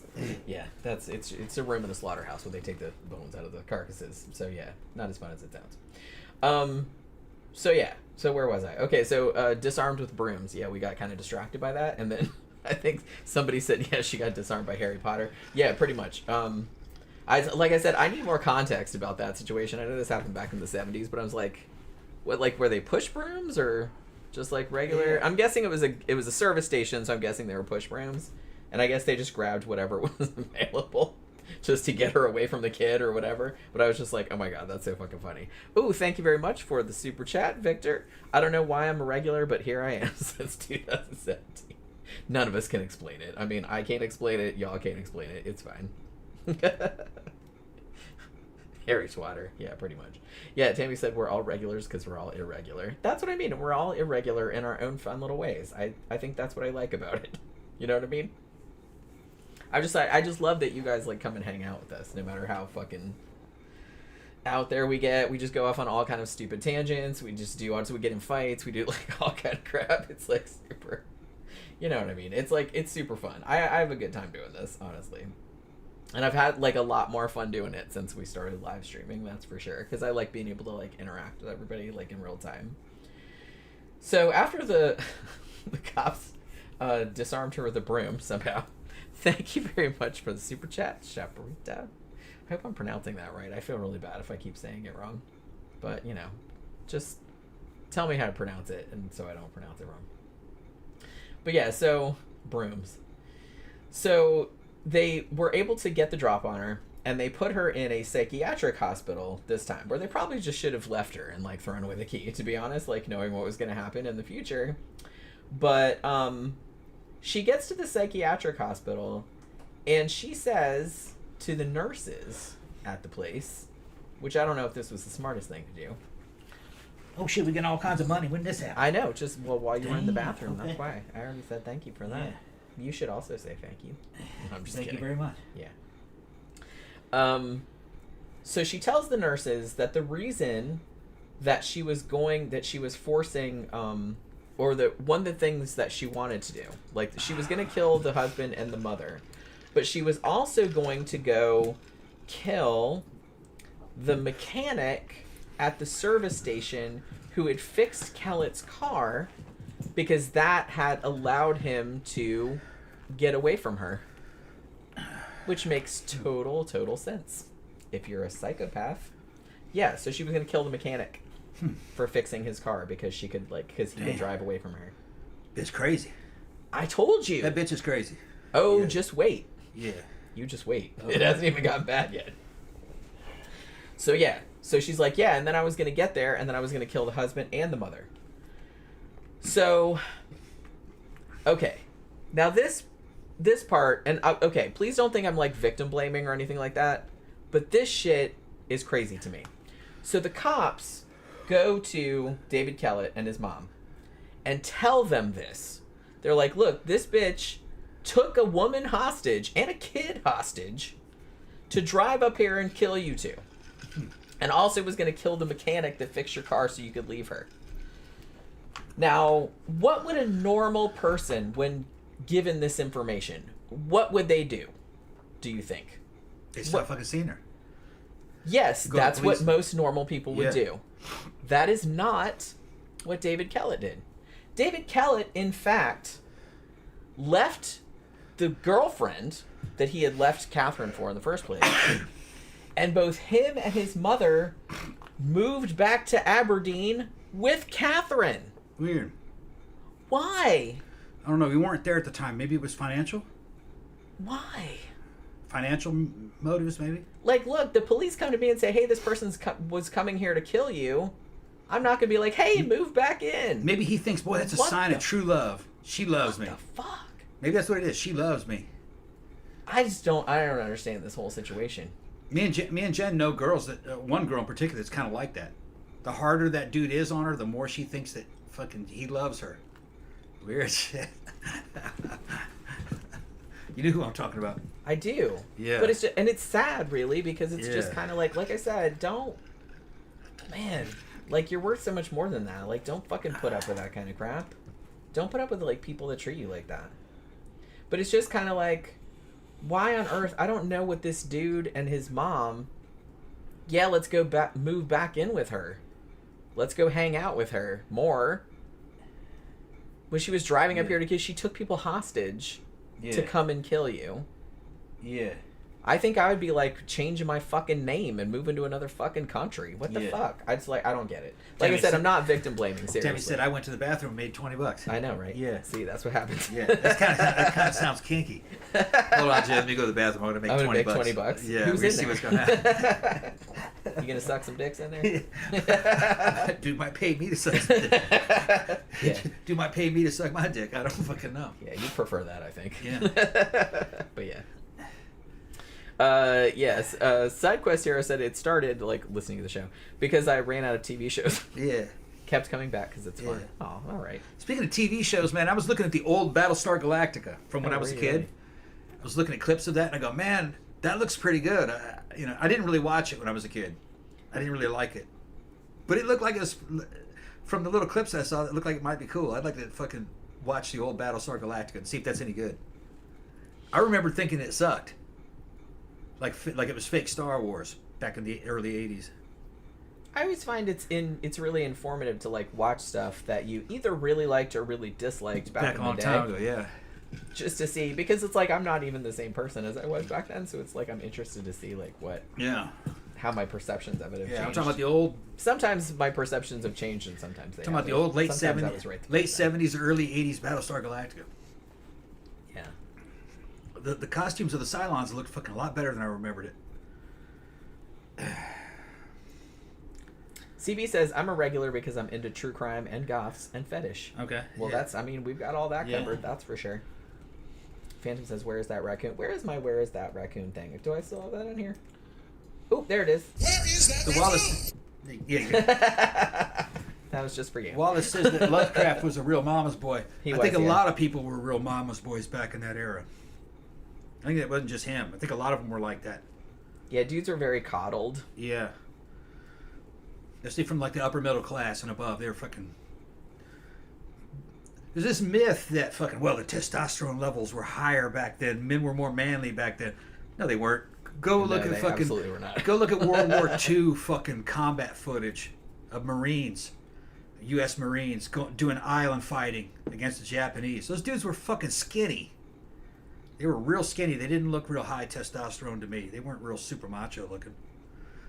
Well, the only thing that was different is that they were thinner. And it's because they weren't eating all this fucking cornstarch. Yeah, because they weren't eating all and corn syrup. And the portion sizes were much smaller. Portion sizes. They didn't have fast food and all that. Yeah, and they were drinking soft drinks, but it was cane sugar, which that doesn't put as much fat on you as corn syrup would. Well, and they weren't drinking as much of it as people nowadays drink either. Yeah. Like I said, the portion sizes were much, much smaller. Yeah. Which is a big deal. It doesn't really, like, as long as you can eat, like, junk food, as long as you don't, like, eat a fuck ton of it. If you just eat, like, a little bit. The weight came on Americans post-war 50s when big agribusiness started to make the food pyramid that was totally backwards, with a little bit of protein on the top of it and a shit ton of fucking grains and fucking sugars, carbs, make you fat as fuck. And then they started adding shit in there, and it's only three or four families that own all these companies that do that. Evidently, they're adding stuff in it to make the food taste better, make it a little bit more addictive, so you'll buy more from them.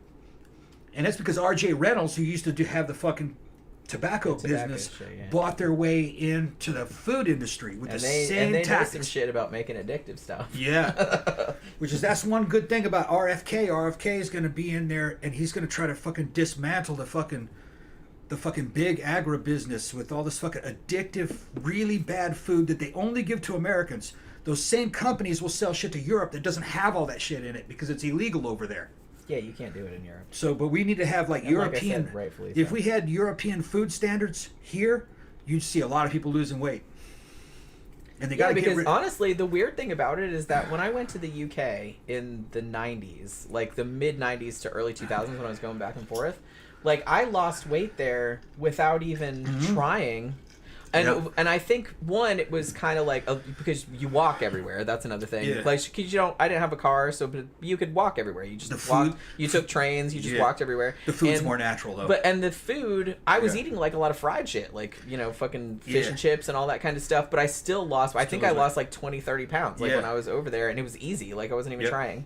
Like right here, I'm drinking some soda that has fucking corn syrup in it as a sweetener instead of sugar. That'll put a lot of fucking fat on you. But I'm on so many fucking high performance drugs, I don't get fat. I fucking get slimmer. But a normal person in my age in the 50s would get fat as fuck off that. You go to Mexico and get Coca-Cola, it doesn't have corn syrup, it's got sugar, cane sugar. Well, you can get that here now. You can get it here, but you got to ask for it. They have it at Winn-Dixie. There should not be any corn syrup as a sweetener in anything. Nothing. It should all be sugar. Because corn syrup is fucking super fattening. But here's the fucking funny thing. The food industry is directly related, a lot of times the same families, to fucking the medical parts of the medical industry. So if you get fat and get diabetes, they'll fucking profit off of that. A lot of America's a scam. A lot of it is a scam. And they know that shit's unhealthy.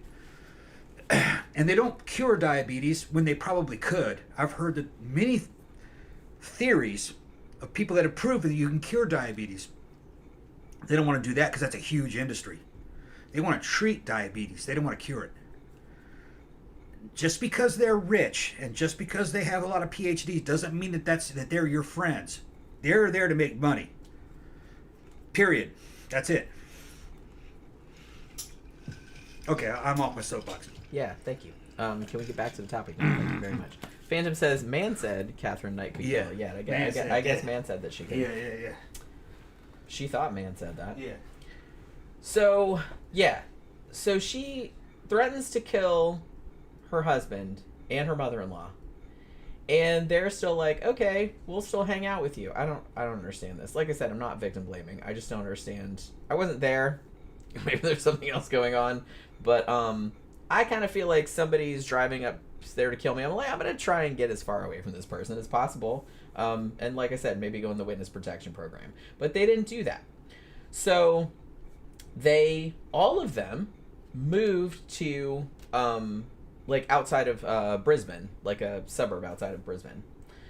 And she got a job at another like meat factory, like abattoir type situation. And not only that, so not only did her and the husband get back together and like move in with the mother-in-law, like they all lived together. I think that was what I took from what I read about it. But they had another kid. So I don't know. I don't understand this. So they had another daughter named Natasha.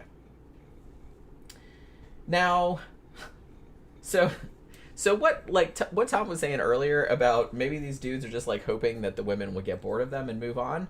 I guess they're kind of right to think that because that's kind of what happened in this situation. Because what happened was that she goes to kill this dude and the mother-in-law, And they're like, okay, fine, we'll all move in together then, because that's what you do, apparently. And so her and the husband get back together, and then they have another kid. So they have another baby, like another daughter. But then, 4 years later, in 1984, Katherine left him. And he was probably like, phew, dodged a bullet. I'm still alive. You know what I mean? So she left him, and then she moved in with her parents, who still lived in Aberdeen at that time, and then she rented another house, like in another suburby kind of situation, which I think is called Muswell Brook or something like that. Now she goes back to work at the abattoir because that's her favorite thing, but she only worked there for about a year. But then she fucked up her back because, like I said, you're just constantly bending over, like cutting up the carcasses and stuff. So her back was fucked. So she had to quit, and they put her on disability because she couldn't work anymore. So because of that, she didn't have to, like, she got moved to another house, or like the government gave her another house because she was on disability now, and she didn't have to like live close to work anymore. And I guess she lived closer to where her kids went to school, so they could walk to school, and it was like better for everybody. You know what I mean? So yeah. So, at this point, in 1986, Katherine meets another dude, a minor, named David Saunders. He was, at this point, 38 years old. So, they dated for a couple of months, and then he moved in with her. So, like I said, she had the 2 daughters at this point. Now, one point of contention in this relationship was that he moved in with her, but he still kept his own apartment, because he probably knew, he's like, this bitch is kind of crazy. I kind of want my own place in case I need to fucking scram. You know what I mean? Like, he was thinking ahead. Now, Katherine did not love this, though, because she kind of felt like, well, why do you need your own apartment? Like, are you seeing other women? Like, what are you doing when you're not with me? Blah, blah, blah. Like, she got, like, really, really jealous. And so they often had, like, super, like, blistering arguments. And there'd be a weird thing where he would be like, all right, fuck you, bitch, and I'm out of here. And he would go back to his own apartment that he kept. And then she would inevitably come back to his apartment, like, knocking, like, crying and, like, begging him to come back. You know what I mean? So that's happened, like, many, many times. So it was, like, again, a very fucked up dynamic. Like, nobody in this situation knows how to do healthy relationships. I'm just saying. They all need some fucking therapy, is what I'm saying. Now, if you didn't already hate this, because it gets way worse, like, trust me. But if you didn't already hate her, this is probably going to tip you right over the edge, like, until, like, later on. So she gets mad at him one day, and as a demonstration of how much she did not give a fuck and how much she would fuck his life up if he did anything to piss her off, she grabbed his 2-month-old puppy and slashed its throat in front of him. Damn. Wow. That's time you jump up and beat a bitch's ass. Big time. Yeah, I'm just kind of like, look, as much as, look, I don't love the fact that she's, like, beating up on her boyfriends or anything like that, but you do something like that to a puppy? Yeah. You gotta go. Oh my god. I kind of feel like you'd be justified and just be like, yep, pop. Yeah. Nope. Look, man. Nope. You're going to hear people in your life tell you that you should never lay your hands on a woman. That's absolutely fucking wrong. They got some women out there that not only need their ass beat, they got women out there that need to be killed. Law enforcement deals with them all the time. Courts fucking sentence them to death. You do that to a fucking puppy, you're fucking dangerous. Okay. No normal person. No normal person does that, and no normal female does that. I mean, even more. Yeah. She needs an ass beating. If I saw that woman do that, she'd be spitting teeth. I'd beat the fuck out of her. Yeah, same. Yeah. All right. I said, go to the cops, bitch. I'll be right back out. When I come out, I'll fucking kill you. And she's the kind of person who would go, yeah, okay. Because who the fuck? Yeah, yeah. Like I said, I'm kind of one of those people because I've said this on like some of my horror movie reviews, and I even posted like a meme about it on Facebook the other day. It's like I can't watch a movie where a cat dies, but it's like I'll watch serial killer documentaries. But it's like it's kind of like that. It's just kind of like it's not that I don't care about humans getting murdered. I do, obviously, but it's just kind of like something about somebody that would kill an animal, like a defenseless animal or a baby or something like that. It's like that's. I came from a military. Way beyond the pale. I'm from a military background in the combat arms where. I was supposed to go out and kill dudes who there was nothing wrong with them. They were just wearing a different colored fucking suit. All right? And you got to live with that. All right? But with shit like this, when you come across an evil person, no, man. And honestly, if somebody, I'm just saying, in hindsight, if somebody had just popped her right now, like a lot of people would still be. Yeah. Now, some people would say, hold on, you can't take the law in your own hands. I agree with all that. True. Yeah, generally. That's a good idea not to. We're in a civilization that's supposed to work. You know what I mean? But chances are you probably couldn't get her locked up for doing that. And then the next thing that happens... Nowadays you could. But back then, probably not. Probably not. And then like... Well, she'd be out, though, eventually, and she'd end up killing a person. You got to see that shit come. Well, she did. Spoiler alert. Organized crime syndicates, Mexican mob, mafia, and shit like there's a certain intelligence to them. They know that there's weaknesses in the system. Politicians and political people will hire them to solve certain problems. The whole purpose of the mafia was to get justice for things that the justice system wouldn't. Like in the beginning of the fucking Godfather, you guys remember? Dude comes and he says, "Look, man, this guy raped my daughter, and I need you to do something to this dude, okay? Because the law won't help me." And he goes, "Okay, well, I'll help you, but if I ever need anything, I'm going to call on you." That's exactly what all that shit was about. You just got to be realistic, you know. Mainstream society has a lot of fucking, in every country, has a lot of weaknesses, you know what I mean? And fucking people can fall through the cracks. And fucking you can get fucked up and you get no recourse at all. In a lot of countries, you can't sue most countries, even here, you can't sue the police because you were a victim. And you're like, well, where were they? Man, I hired these cops to protect me. Where the fuck were they? You're never going to get any money out of them in a lawsuit. So you're here on your own, you know? And I have law enforcement training and fucking in that industry, you know? So I know what I'm talking about. You're just trying to fight the fucking forces of evil. We're the fucking institution, and institutions tend not to work real well, you know. They work, but not in every case, you know. So there's something to be said for mafias. They sometimes protect people.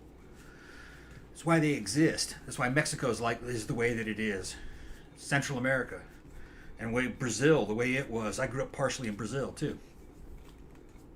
It's just fucking sad. Some things you gotta do yourself. Just how it is. I saw that bitch fucking slit a puppy's throat. I beat the fuck out of her. Well, like I said, I told you before, much less if somebody did something to a person that I loved. If you came in my house and did something to one of my cats... That's like killing a child. Oh, baby. Yeah. You're going to wish you were dead. Yeah, Jen would never rat me out if I fucked you up or killed you. I absolutely would not. Nope. I would help you. Yeah. Matter of fact. We get rid of the body and everything. Yep. I'd probably eat you. Eat the body. Shit you out. Yeah, eat the body, yeah. Have your ass hanging up in the damn fucking bathtub like a deer. I mean, and like I said, we're not saying because this is kind of going to go in that direction too. But I'm saying that doing that to somebody that deserves it is kind of different than just doing it to a regular ass person. If you do that to fucking helpless animals just to make some kind of point, you're fucking dangerous, man. You can't just be walking around. I saw a video called, I think it's called One Bitch and 9 Puppies or something, where some dude in the mid, it was fucking horrible. Kills all those fucking puppies in front of the mama, raped the puppies, and then beat the dog to death with a fucking jacket. I think it was a jack handle. See, people you like can't that, let a dude like that walk around. You're not a human. I'm sorry. Yeah, You've renounced your human card at that point. Right. He's fucking, that dude is fucking prepping himself to do that to a human. Yeah. Well, that's the serial killer MO. They start out doing that shit. Almost all of them. Yeah. So the fact that, okay, so this is what blows my mind. She did that just as a demonstration. Like I said, this is what will happen if you ever cheat on me. You know, I'm gonna do this. And like, she does this to like a fucking puppy. He's like 18 months old or something like that. And then she knocks the boyfriend out with a frying pan. Again, she likes the frying pans. So she knocks him out with that. Despite all of this, you would think that would be a massive red flag. And like I said, I'm not victim blaming. I'm not saying, because I know that abusive relationships are fucked up and it's like really hard to leave them and all this other kind of stuff, like no matter what gender the participants are. But you would think that the dude would be like, yeah, the fuck, you kill my puppy, you're fucking out. Like I said, I'd probably just kill you and fucking bury you. You know what I mean? Yeah. But, or cut you up in pieces and flush you down the toilet. So... But they stayed together, right? Sis thought that was beautiful. Eat your body and shit you out. Yeah, that's what cannibalism. I mean, that's what you deserve. Is about, actually. Honestly. Yeah. So it's just kind of like. So, she does that to him, to his puppy, and then she knocks him out with a frying pan, and then, I guess they're still together because, a little bit more than a year later, they had a kid together. Like, so she has another daughter now. This is her third daughter named Ciarra. Like I said, I don't know. I kind of feel like you should probably have a license, like, before you have kids. You know what I mean? Holy shit. Like, I never wanted any, but man, this is just egregious. So, not only that, so she has another kid, and then David Saunders, her boyfriend at the time, is like, oh, well, that means I should put a down payment on a house. We'll have a happy family. With the woman that killed your fucking puppy and hit you with a fucking frying pan. I don't understand these fucking people, man. So it's like, so he puts a deposit on a house, and then Katherine had, because remember how I said, like, she fucked up her back at work and she couldn't work anymore, so she got like a workers' compensation claim, and it was apparently like quite a substantial amount of money, so she actually paid the house off. So they lived in a house that was paid for, and that was in 1988. So because this was her own house, she decided she was gonna decorate it in true Leatherface fashion. So the whole entire house was covered with, like, skulls, like animal skulls and animal skins and, like, rusty animal traps and all this kind of... It sounds, like, super classy and, like, super elegant, I'm sure. But it's just kind of like, yeah, it's like Leatherface's house, bro. That's, like, what she wanted the house to look like. She was so happy that she had her own house, and she's like, woo, I can decorate it exactly the way I want. And it's like the first thing she did was, like, hang up, like, animal skins and skulls and traps and shit. I'm like, what? Okay. I'm not shitting on anybody else's decorating aesthetic or anything like that, but come on now. Come on. So she's got, like, fucking machetes and rakes and shit, like, hanging from the wall. I don't get it. I don't get this lady. All right. And she covered everything up. Like, even, there was shit on the ceiling, even. It was a thing. So yeah, just like I said, imagine the house from the Texas Chainsaw Massacre. That's probably about what it looked like. I have seen some pictures of it. It wasn't quite that bad, but it was along those lines. So her and David Saunders, it's weird because, like, it seems like all of her boyfriends were named either David or John, which a couple of other podcasters have pointed out, which I was like, yeah, that was her type, I guess. You have to be named David or John or you can't be with her, I suppose. Yeah. So her and David get in an argument, which I'm sure is, like, was a daily occurrence. And she hits him in the face with an iron and then stabs him in the stomach with scissors. Damn. And he's like, okay, well, the hell with this, finally. I'm moving back to my apartment. So he moves back to his apartment that he kept. Wisely, as it turns out. But then he comes back for some reason. And then when he comes back to their house, she has cut up all his clothes.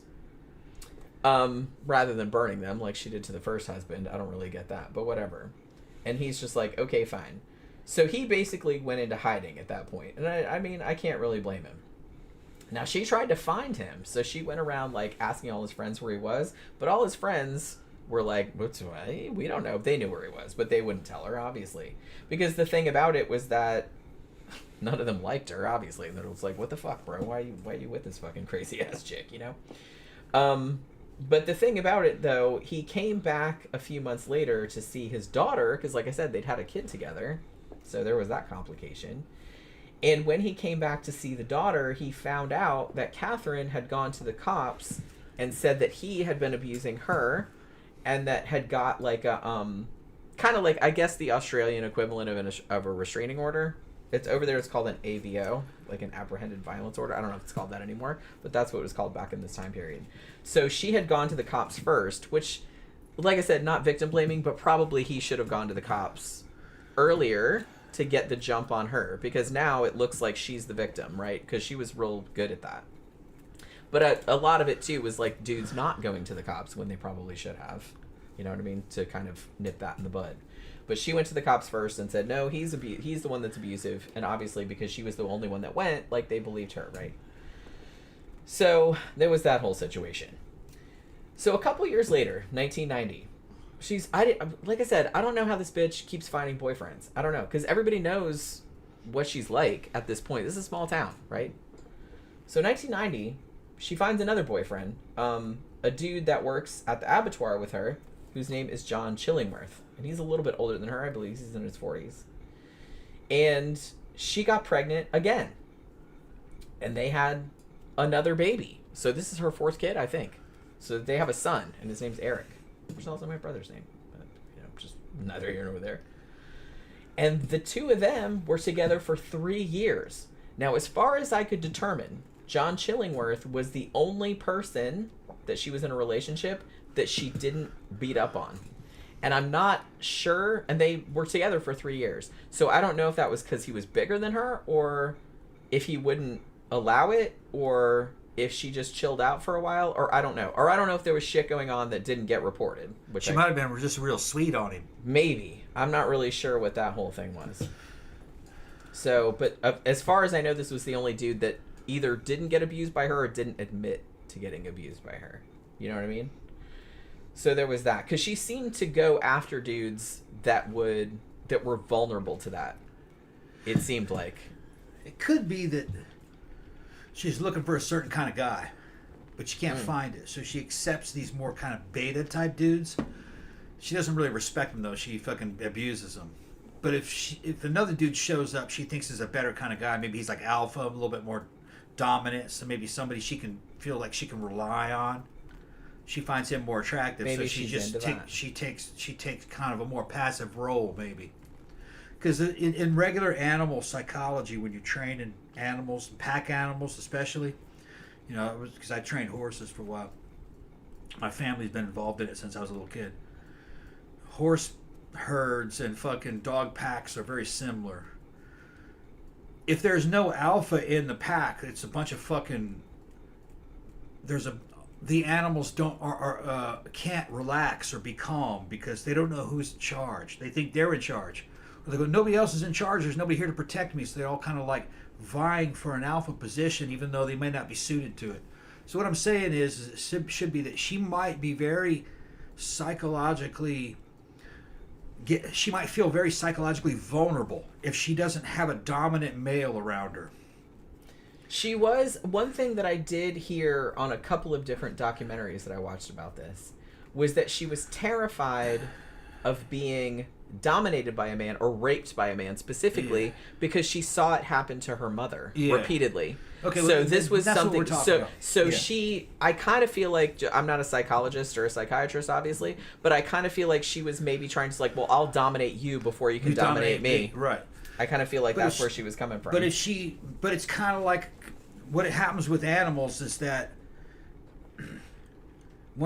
they don't want to be in charge, or because it's too much stress on them, because they're not like being like you say. I hate to say being the alpha male in the group is not in their nature because they don't have the confidence, I guess.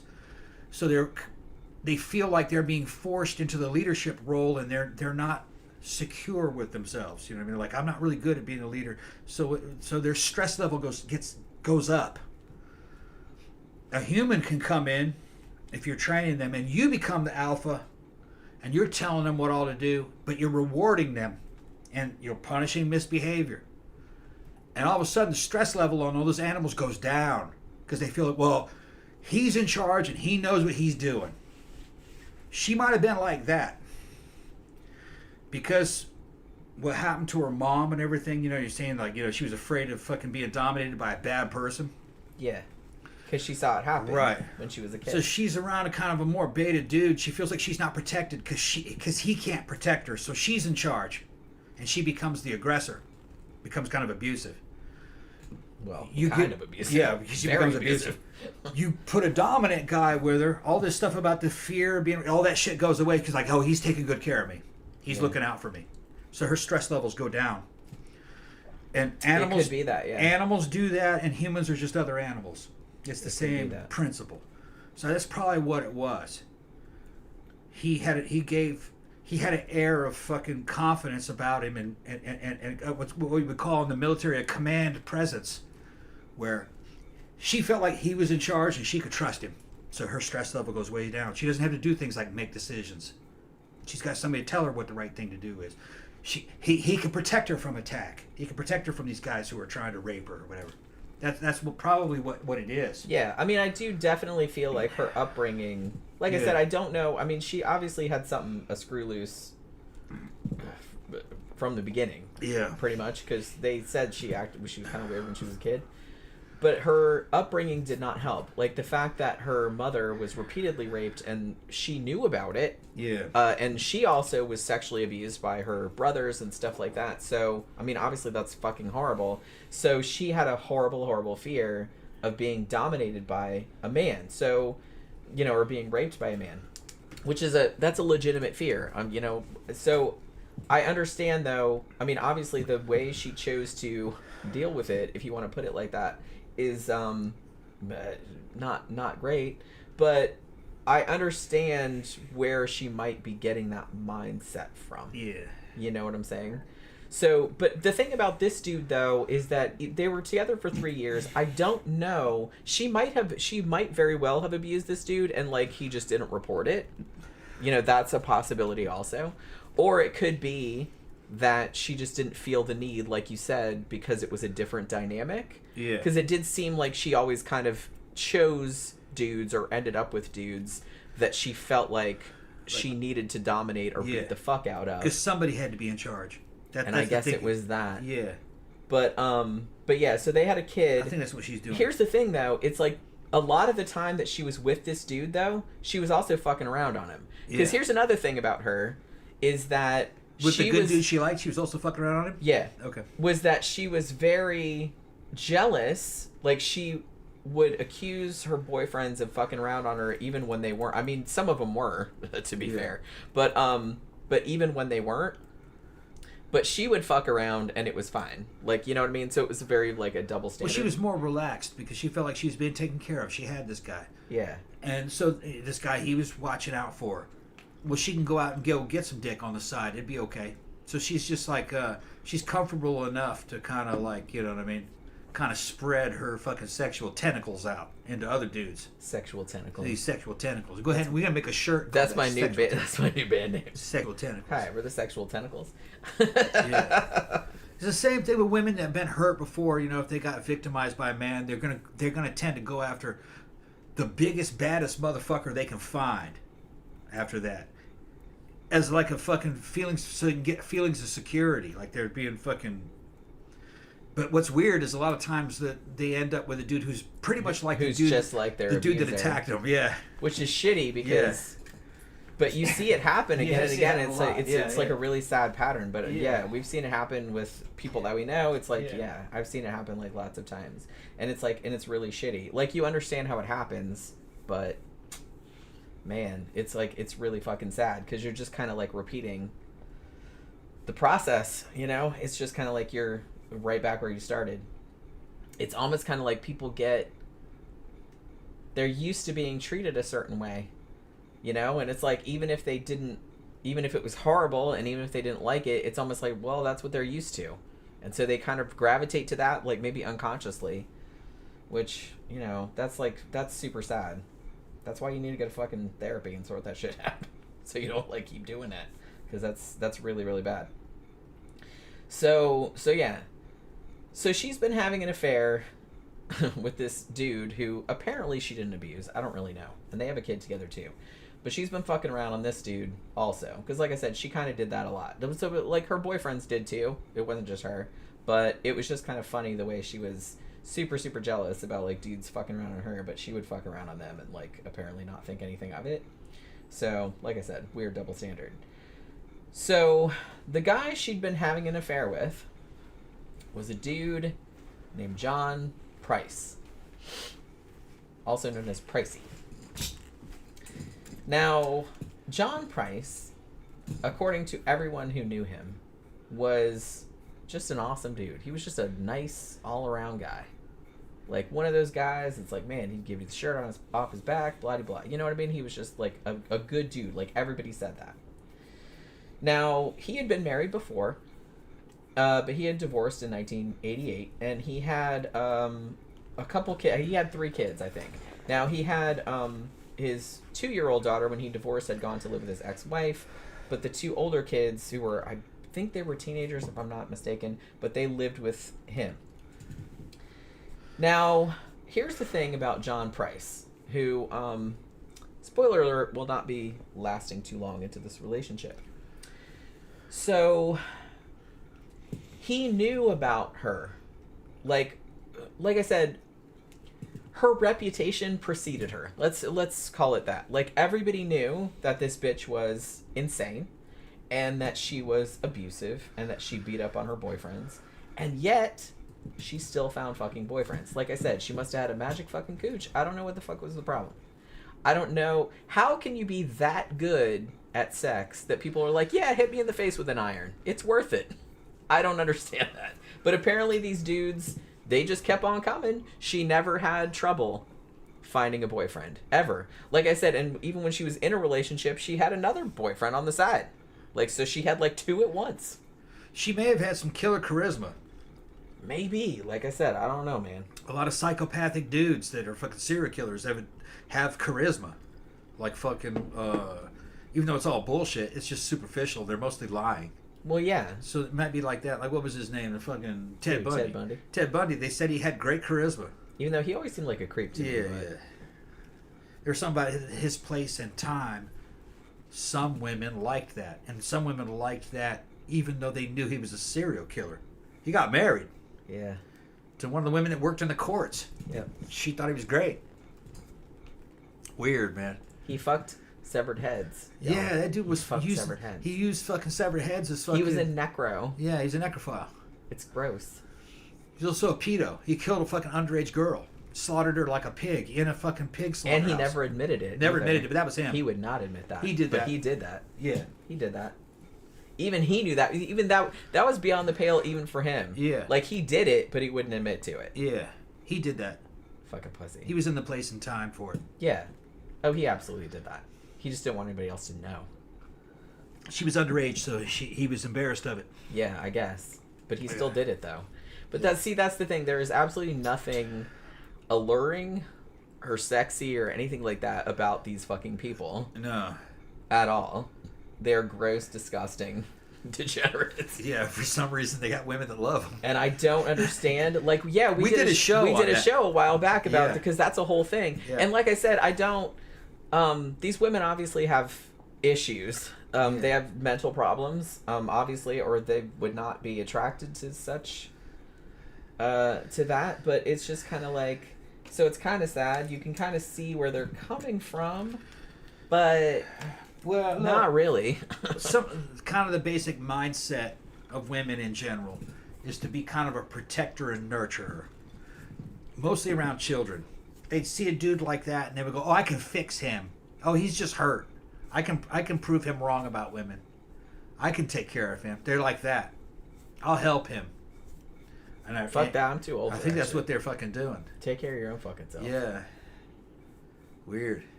And that dude's already locked up. He'll never be free. And the thing about it, dudes like that, maybe you can fix a dude when he's still a child. Yeah. Like, if it's your kid. You know what I mean? Before they've got... But not once they're an adult, you that's can't right. fix that. No. You can't fix that. Just throw the whole man away. Throw the whole man away. Yeah. You can't fix it. Well, a lot of it, though, I think is also kind of a power play from their point of view. He's locked up, so he can't do anything to her. And he can't cheat on her. He can't go anywhere. I think that's like a big... He's captive. Aspect of it. So she constantly has a captive audience kind of serving her need for attention. She even goes and visits him. Yeah. And you know what I mean? They can hold hands and fucking make out. Cops might even hook him up, or the guards might hook him up for like an unofficial conjugal it's not like he's swimming in women, so it's just swimming in women, that rhymed. So it's just kind of like full attention on her. Yeah, so he has and so he writes her big long letters and all this other kind of stuff and like buttering her up about how awesome she is and blah blah blah. And like, you know, some women love that only shit. You understand me, baby. If I hadn't done what I did, if I had known you before, I'd never be here. You know, that kind of shit. Yeah, they probably say that kind of crap. Hell yeah. Don't ever believe that stuff. It's all. Well, he might think that, but that's not the way it would actually. It's all a lie. And you've been dating him, he would have been doing the same thing. Fucking Gary Ridgway. Well, he was dating somebody. Yeah, at they the were time, dating a very people. nice, normal girl. Still doing stuff, and he was still doing that. Yeah. You can't fix it. You can't fix it. That's those dudes' sexual orientation. You can't change it. You can't fix it. No. Like I said, don't. And I kind of say this. I don't have any daughters, but it's like if I did, I would say, look, if you don't like that dude the way he is, throw the whole man away because you can't fix it. If you don't like it the way it is right now, it ain't gonna change much. You're not really gonna change it. No, you can't fix it. So just dump him and find another one that's better. Yeah, you know what I mean. It'll save you a lot of heartache in the future. I'm just saying that's all the young women out there. Don't try to fix it. You can't fix it. No. So yeah, especially if they're adults. So she'd been fucking around with this dude John Price, and like I said, John Price, kind of the star of the show in the fact that he's the guy that she ended up killing. So he was like a super nice dude, had 3 kids of his own, had been married, they were divorced. You know, apparently it was not too bad or anything like that. Now he knew about her. And he knew about Katherine and the reputation that she had for being abusive. And he was just kind of like, that's okay. I'm just going to jump right into that. Like I said, not victim blaming. Yeah. I don't know. He went into it with open eyes, I guess. Somebody said that they thought that the girl we're talking about was a girl that was on his paper route when he was 15. Oh, maybe. That's not how I remembered it. I remembered him doing that as an adult. In his more like college years when he had that damn Volkswagen Bug. Yeah, that's the way I remembered it. He was an adult when he did that. Yeah, I thought he was older. Because I think that's why he never admitted it. Because she was like underage. And she was like young. Wasn't she like 12 or something? 13, something like that. Something like that. I'd have to look it up. Like I said, we did a show about. Took her to an abandoned pig slaughterhouse. Had her fucking tied up in there and fucking slit her throat like a pig. After he did what he wanted with her. That they found her body. They found her like that in there. In that slaughterhouse. He left her like that. Yep. And for real, like, I don't think they ever proved it, but I know he did. Yeah. He did that. Yeah, people talk about misogyny. You don't know nothing about misogyny until you start looking at this dudes like fucking Bundy. Those dudes are fucking extreme misogynists. I mean, it's all on a spectrum. They hate women, yeah. They don't even, that's the thing, and they don't even see a woman as a person. Like, they don't see them as a human the same way that they're a human. No. Which I kind of feel like a lot of dudes don't, but like that's like kind of an extreme, obviously. Yeah.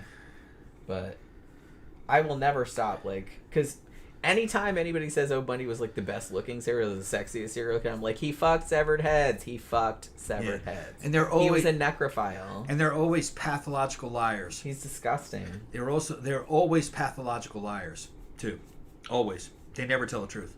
They'll just lie and lie and lie and lie. Well, they're known liars long before they were killers. Psychopaths, like Ted Bundy. Yeah.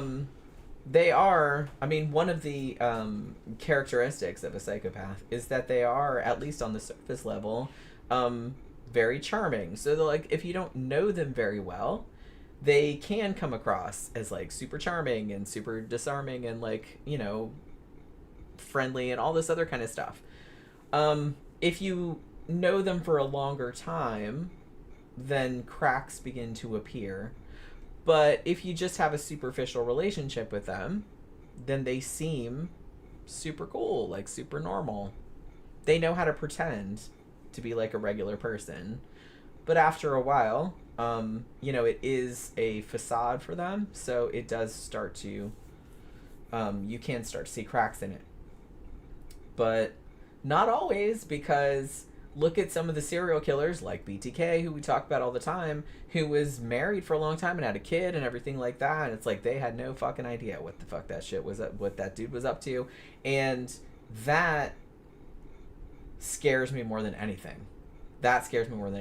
Like I said, if I had met Ted Bundy, because Ted Bundy always seemed, I never met him obviously, but it's just kind of like, he always seemed, even when he was always so charming, I was like, he never seemed charming to me. He always seemed like really fake and like really creepy. And like a lot of women that met him, even at the time, were like, yeah, he seemed kind of creepy, or there was something like off about him. So some women's instincts about him were correct.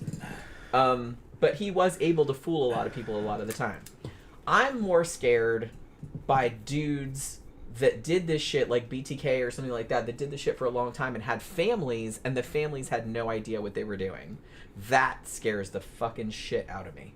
Because the fact that they could compartmentalize to that degree, they were going out doing this like horrific shit and just come home and act completely normal that you would never suspect. That is fucking freaky to me. That's freaky. So people like Ted Bundy don't scare me as much as like the ones that were like married for a long time or shit like that. Like I know Ted Bundy had like a kind of a, how long was he with that girl? Who? The girlfriend that he was with. Who? Ted Bundy. Oh, the one from the one. Well, from she was the one that turned him in, right? Or she called in the tip. I don't remember the girlfriend or the fucking... The girlfriend. No. Not like after he was in prison. Not after he was in prison? Okay. No, it was while he was doing the shit before he got caught. I don't remember. Yeah, he had a girlfriend. Yeah, I don't remember. I think she was the one that called the tip in. Like, she didn't want to at first, but like after the shit started piling up, she's like, man, I think it might be him. And like, I mean, God bless her. Like, she fucking called in and said, I don't really want to say, but I think this might be my boyfriend. You know what I mean? So, can you imagine? Holy crap. I can't imagine. So, yeah. So, where was I? All right, so this dude, so John Price, he moves in with Katherine Knight, even though he knows about what an abusive asshole she is. He moves in with her in 1995. He was actually, like, making decent money. He was a minor. And her kids really, or his kids really liked her. Because apparently, like I said, when she was in a good mood and when no one was pissing her off, evidently, like, she was a super nice person and like super charismatic and everything. So I guess like the kids like loved her, which is crazy, but okay. And he said in the early days that yeah, they had some violent arguments, which okay, but other than that, everything was awesome. Okay, great. Now after a while, like, he had been married before, and they had divorced, so he wasn't real keen to get married again, I guess. And this was a big point of contention with him and Katherine, and she was very, very mad that he did not want to marry her. In 1998, they had a huge argument about, not the first one, but like they kind of had a big argument about this. And in retaliation for him, again, refusing to marry her, saying it's like, hey, let's just keep this, I don't know if he used the word casual, but he was just saying, let's not, like, take this too seriously kind of thing. So what she did was that she knew that he had taken some stuff from his work. It was just kind of like little, like, medical kits, like first aid kind of, they're just cheap little $20 things. He had actually taken them off out of the garbage. Like, you know what I mean? Like, they'd thrown them away. And so he just took them home. She videotaped them. And she was initially going to just show them to him and say, hey, I'm going to show this to your boss. But then she just got mad. She's like, fuck it. And she just sent the video to his boss. And he had worked there for like 17 years. This place that he worked. And they were like, okay, well, we knew he threw the shit away. But they have a lot of companies have a thing. Even if they throw shit away, you're not supposed to take it. Like, it's still company property. And so they're like, okay, well, we still have to fire you. So he got fired because of the video that she sent. Even though the shit was like, they'd thrown it out. You know what I mean? So he got fired after 17 years. So, understandably, he was pretty pissed about this. And he kicked her out of the house. And she went back to her own house, and, you know, kind of rumors about what she had done, like, kind of started spreading throughout their friend group or whatever. Now, things were kind of chill for a month or two. But then, for whatever reason, Bryce decides he's going to get back with her, even though she had fucked him over and made him lose his job, right? So whatever. So he gets back with her. But he's like, okay, but the caveat is you can't move in with me, which probably pretty wise. So they're still seeing each other, but they're living apart.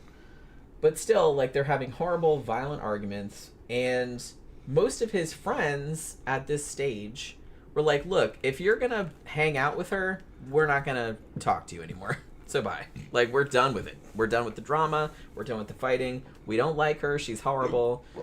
She's horribly abusive, and we're just gonna, like, they were trying to do some tough love shit, I guess. And they were like, yeah, we're just not gonna talk to you until you get the fuck rid of her. And it so happened that he actually ended up having to, because you know how in the UK and Australia, like, your local, your pub that you hang out at, that's like a big deal. He had to find another local, like another pub, because all his friends at the other one were like, fuck off, man. Like, you can't come here. We don't want to see you. As long as you're with her, we don't want to hang out with you because we can't take it. So yeah, so he had to find another local. So there was that. Now, in February of 2000, they had been having, like, a whole bunch of fights and, like, physical altercations and stuff like that. And at this particular fight, Katherine ended up stabbing him in the chest. Not fatally, obviously, yet. So, this was apparently the straw that broke the camel's back. Hey, stabbing me in the chest, that's just, like, a little bit too far. You know what I mean? Yeah. So, again, he's like, we're breaking up. He kicked her out. And he actually goes on February 29th and gets a restraining order to keep her away from him and his kids, because he had kids too. Now, that afternoon that he got the restraining order, he goes back to work and he says to his coworkers straight up, if I don't come to work tomorrow, it's because she killed me. He was very, very aware how dangerous she was. You know what I mean? Yeah. Which is kind of what was, like, tragic about this whole fucking situation. So his coworkers, who apparently knew her and took the shit seriously, were like, please, please do not go home. Like, don't spend any more time with her. Like, what the fuck are you doing? And he said, well, I have to because my kids are there, and if I don't go home, she'll kill them or she'll hurt them. And so he was, I guess, like, trying to protect his children in some weird way. So he's like, no, I have to go back. So he goes home that night after work, that evening. Now, Katherine was not home when he got there, but he found out that she had sent the kids to, like, their friend's house, like, for a slumber party or whatever. So the kids were not home. So he comes home and the house is empty. So then he's like, okay, well, bullet dodged, I guess. So he gets a couple beers and he goes over and hangs out with the neighbors for a little while. And then he comes back to the house and he goes to bed at about 11 o'clock. Now, it turned out that earlier that day, Katherine, in, I don't know how long she'd been planning this. Apparently a long time, I guess.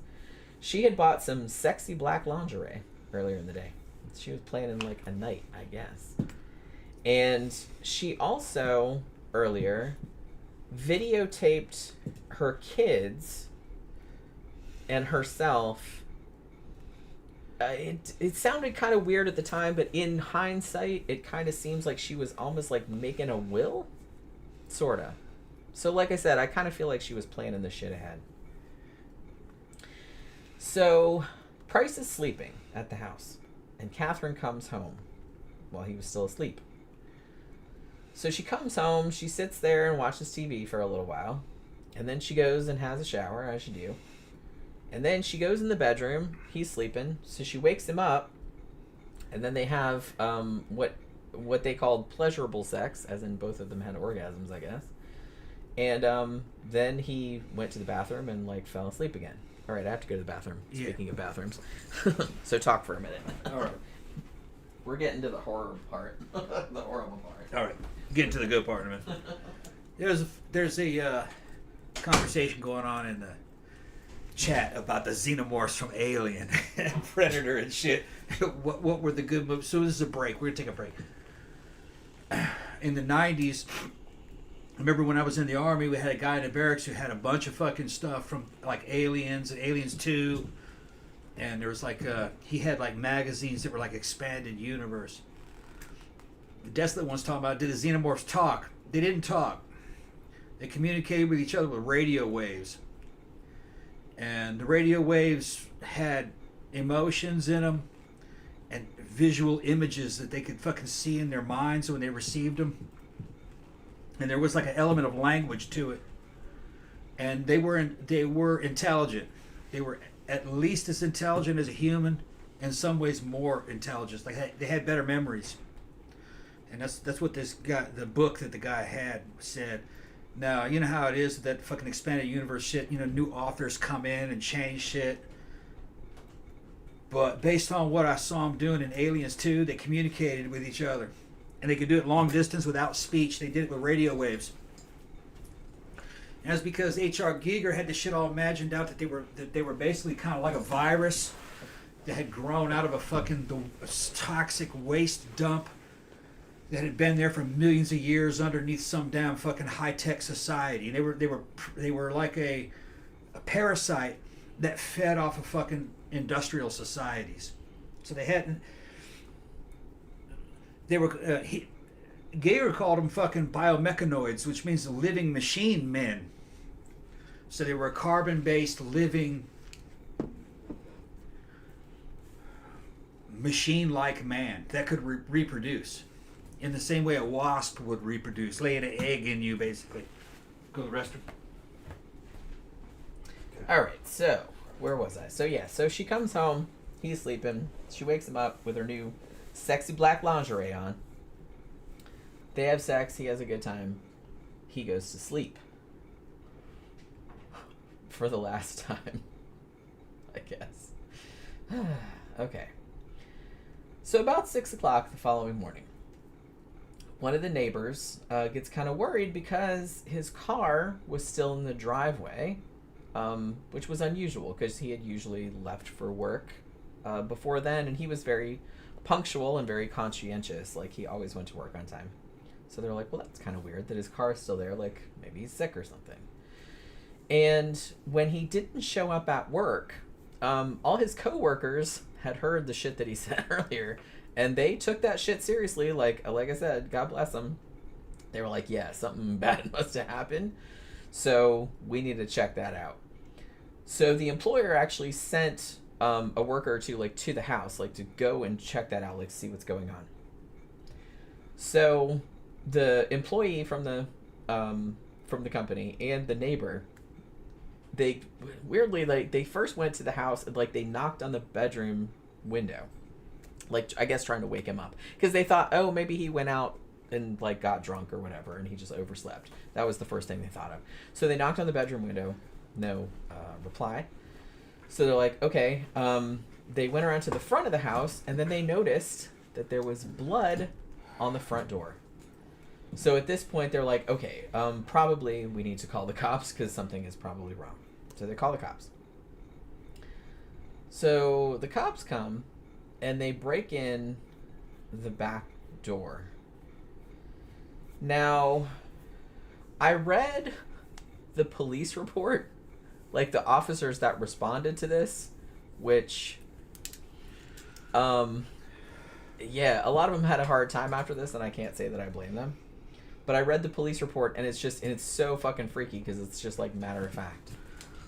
So they see the blood, they go in the house, and one of the first things, so they go in the house, and one of the officers, and I saw like a little bit of a snippet of an interview with him on one of the documentaries, and he's like, we go in the house, and it's like, you know, the kind of doorway in between, like, the, I guess, like the lounge or the living room or whatever and the kitchen, And he's like, and there was something hanging there that like looked like a blanket or a curtain or something like that. And it's just kind of like, so he goes through there and like kind of, you know, does it aside with his arm like that. And then he's like, and then I look at my arm and my arm is covered with blood. It's like it was cold. And he's like, what the fuck? Like, am I bleeding? Like, what happened?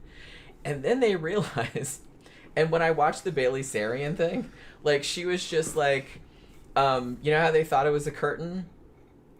It wasn't a curtain. It was a human pelt. It was a human skin. An entire skin taken off in one piece that she hung from meat hooks over this fucking doorway. Whose was it? John Price's. Okay. Weird. So they go in. So they're like, okay. So they go in there. They see the body after this. John Price's body, which obviously does not have any skin on it anymore. It also does not have a head. He's been beheaded. She completely skinned him in one piece. Huh. So much so, and this is jumping ahead a little bit, so much so that when they had his funeral, they could just put the skin back on the body. Huh. And like sew it back on there. Yeah. Okay. She worked at an abattoir. So she knew what she was doing. Yeah. And she knew what she was doing. She took his skin off entirely in one piece. Like, while his head was still on, and then after the skin was off, she cut the head off. So... Holy shit. So they walk into this fucking scene, and the fucking fact that there's skin hanging there, and they thought it was a curtain, and it wasn't a fucking curtain. That's just like, oh my god, it's so fucking horrible. So they're like, okay. And then they see... in the kitchen / dining room area, I'm not entirely sure like what the house layout was. In the dining room, well, one of the things when they first got to the house, they said, well, they saw like a piece of cooked meat like in the yard, which they thought was a little bit. It's like, why is this cooked steak like out in the yard? Yeah. So they go in, and the dining room table is set, not fancy, but kind of like set for dinner, and there's 2 plates with 2 steaks on each plate and like vegetables. It's like baked potato, baked pumpkin, like cabbage, all this stuff, like a normal meal, right? And each of them has like a little placard next to it with his kids' names on them. John Price's kids, 2 of his kids' names on them. Like, she laid the shit out. And they also found the meat out in the yard too. And then they go in the kitchen because they notice the skinless body does not have a head, and then they see that there's a big pot on the stove, and one of the cops, like I said, I saw an interview with a bunch of the cops that came across the scene, and he's like, betcha that head is in there. Like, I know where that head is. And they open the pot, and indeed, the head is in the pot, cooking with a bunch of vegetables like onions and shit like that. So when during the fucking during the fucking open coffin fucking service, they got the head that had been cooked in there. Oh, I don't know if they did an open coffin service. Okay. They were just saying that the skin was in such good. I mean, even they the could dude have. I read. Yeah. Well, they did. They did put it back on the body. Okay. But what about the head? I don't know. I don't know if they just put it because it was cooked. It was in a stew. Maybe they put a mannequin's head there. Maybe they did. I'm not. And just really put sure. the skin over it like you would do in taxidermy. Maybe. Because you're not gonna put a cook. Because I'm not sure, like, because they said that it had been cooking for a couple hours. You know what I mean? So meat falling like, off. because by the time they found it, it was like 6:30 in the morning. They said it had probably been cooking for a couple hours. It's probably happened like in the middle of the night, 2-3 in the morning, something like that. So she was gonna eat that. They're not entirely sure if she did eat any of it because they found some food out in the yard. And they speculated that she had either, because she cut the dude's butt into several steaks. Yeah. And cooked them in the oven. Yeah. And then she laid them out for his kids when they were going to come home. I was going to feed the kids with it. And feed him to Yeah. the kids. Right, yeah. They were teenagers, I think. Right. But his older kids. So she had Evil laid that bitch. out. But there was another... Yeah. There was meat in the yard, too. And they don't know if she threw that out for the dog or if she had tried to eat it and couldn't eat it and threw it outside. They're not entirely sure. Like, I've heard both stories. So yeah, so I don't know, or she couldn't bring herself, or she was something. gonna feed him to his own kids. Yes, that was what she was playing. She had like the names, their names next to the plates, like they were gonna come home and eat their dad. And the place, they said the place was covered with blood. There was blood everywhere, because what had happened was that So that bitch crazy. after she came home, this is the timeline that they established later. Yeah. After she came home, she put on her sexy lingerie. She woke him up. They had sex. Everything was totally fine. And then, for whatever reason, she decided she was going to kill him. So she just picked up one of her knives that she kept over the bed, as like I said, in case she ever needed them, and started fucking stabbing him. I don't know what triggered her. I don't know if there was even... I think she was planning this, honestly. Because they found out later, according to her, some of her relatives and stuff, that said that she had said shit to them like, oh, if I ever kill him, I'm going to kill myself afterward or something. Almost like she was like thinking about it prior to.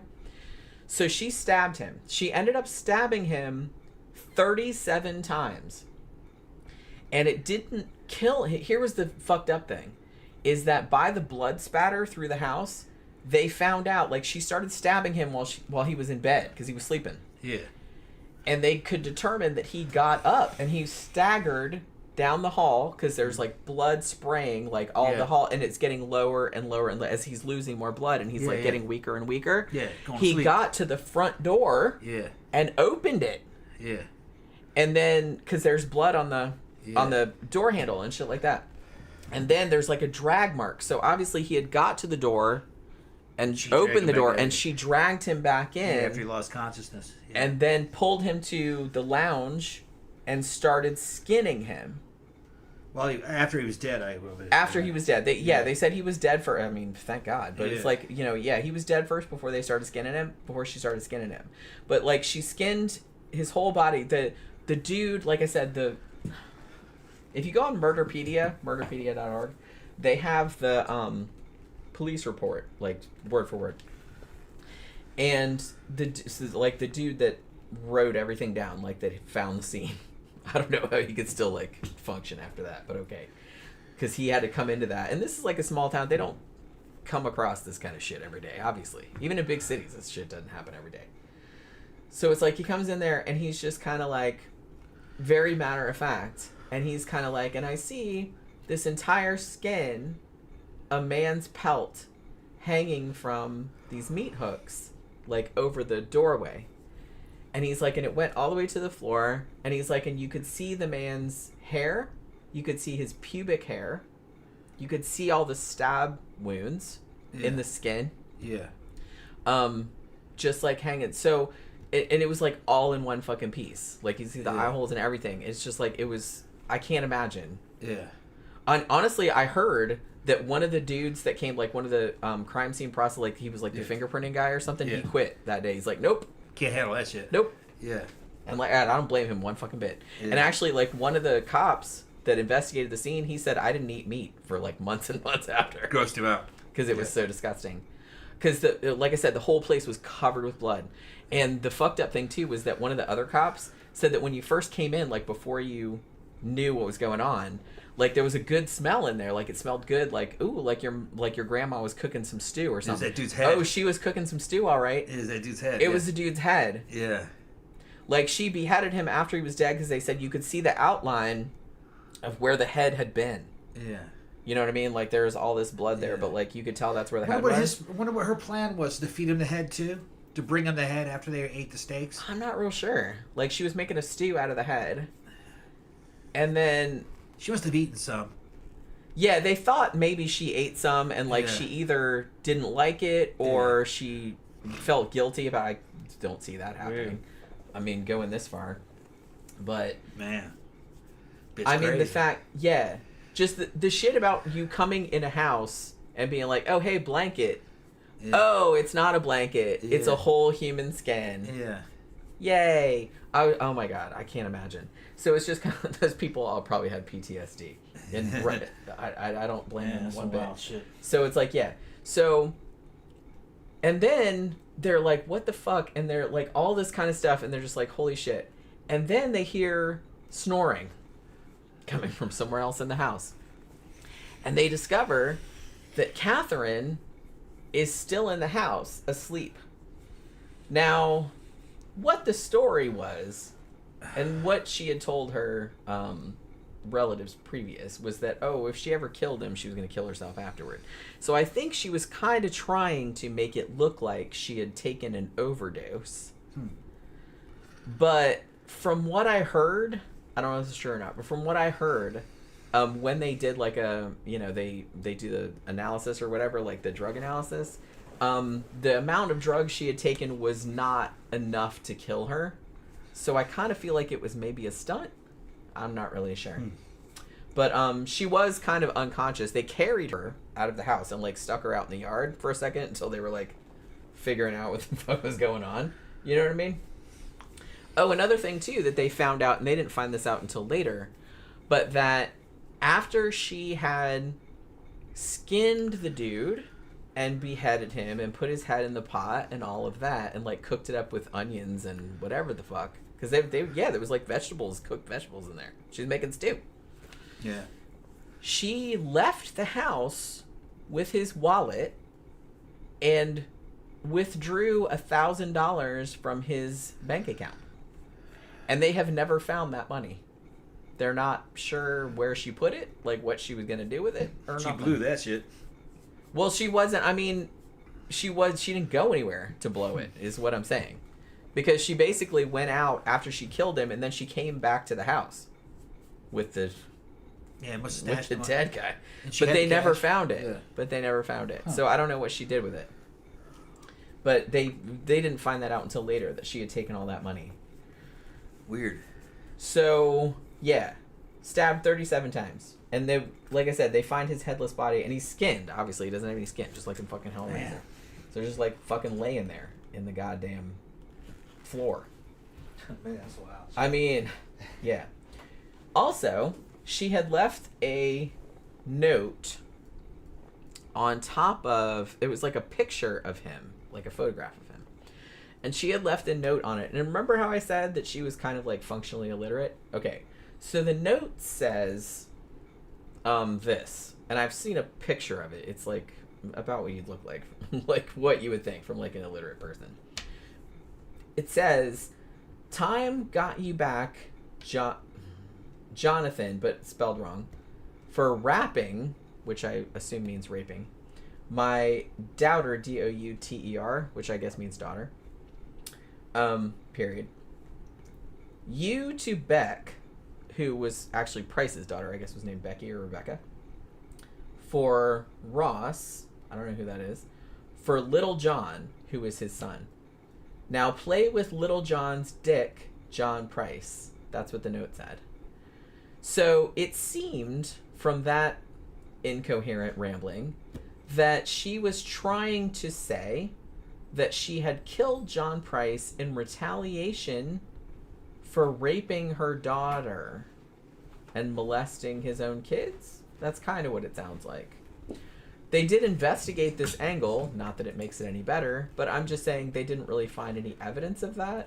So I think she was just trying to like cover her ass by saying, oh, well, he got what he deserved because he was molesting my daughter, which, like I said, I don't think he was, but she tried to make it seem like that. And like I said, bitch cannot spell. She probably should have learned to read. So yeah. Now, interestingly, so here's the thing. So they find her, she's unconscious, and they take her to the hospital. And she has to recover from whatever, like it was a drug overdose or whatever the fuck it was.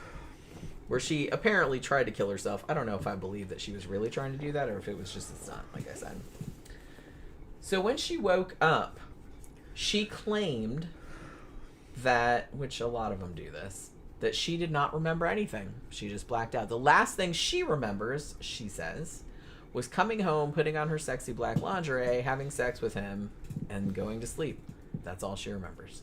She's full of shit. She doesn't remember. Yeah, and it's like, think about how long it would have taken to do the shit that she did. I don't work in an abattoir, obviously, But it's like, how long would it take to stab a person 37 times, and then they go and like they bleed out because that's what happened to him. Then she drags him back into the lounge, skins him in one piece, which is kind of impressive, I guess. But she skins him in one piece, hangs the skin up on the meat hooks, just like fucking Leatherface, cuts his head off, puts the head in the pot, cuts up all the vegetables, and she did the steaks too. She cut all the steaks off his butt steak, and then baked them in the oven. They were done. That bitch didn't know how to cook. She baked that shit in the oven. They were done. She tried to make it into a roast, I guess. Put them all, she was trying to roast it. And then sliced it, yeah. And there was like a little, because like I said, I read the police report, and he said there was like a little, like a coffee cup there that had like gravy in it. Like she was...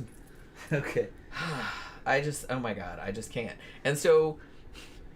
so then she had to like lay out the plates all nice and make the little place settings for his kids. But she thought they were going to eat that with the blood all over everywhere?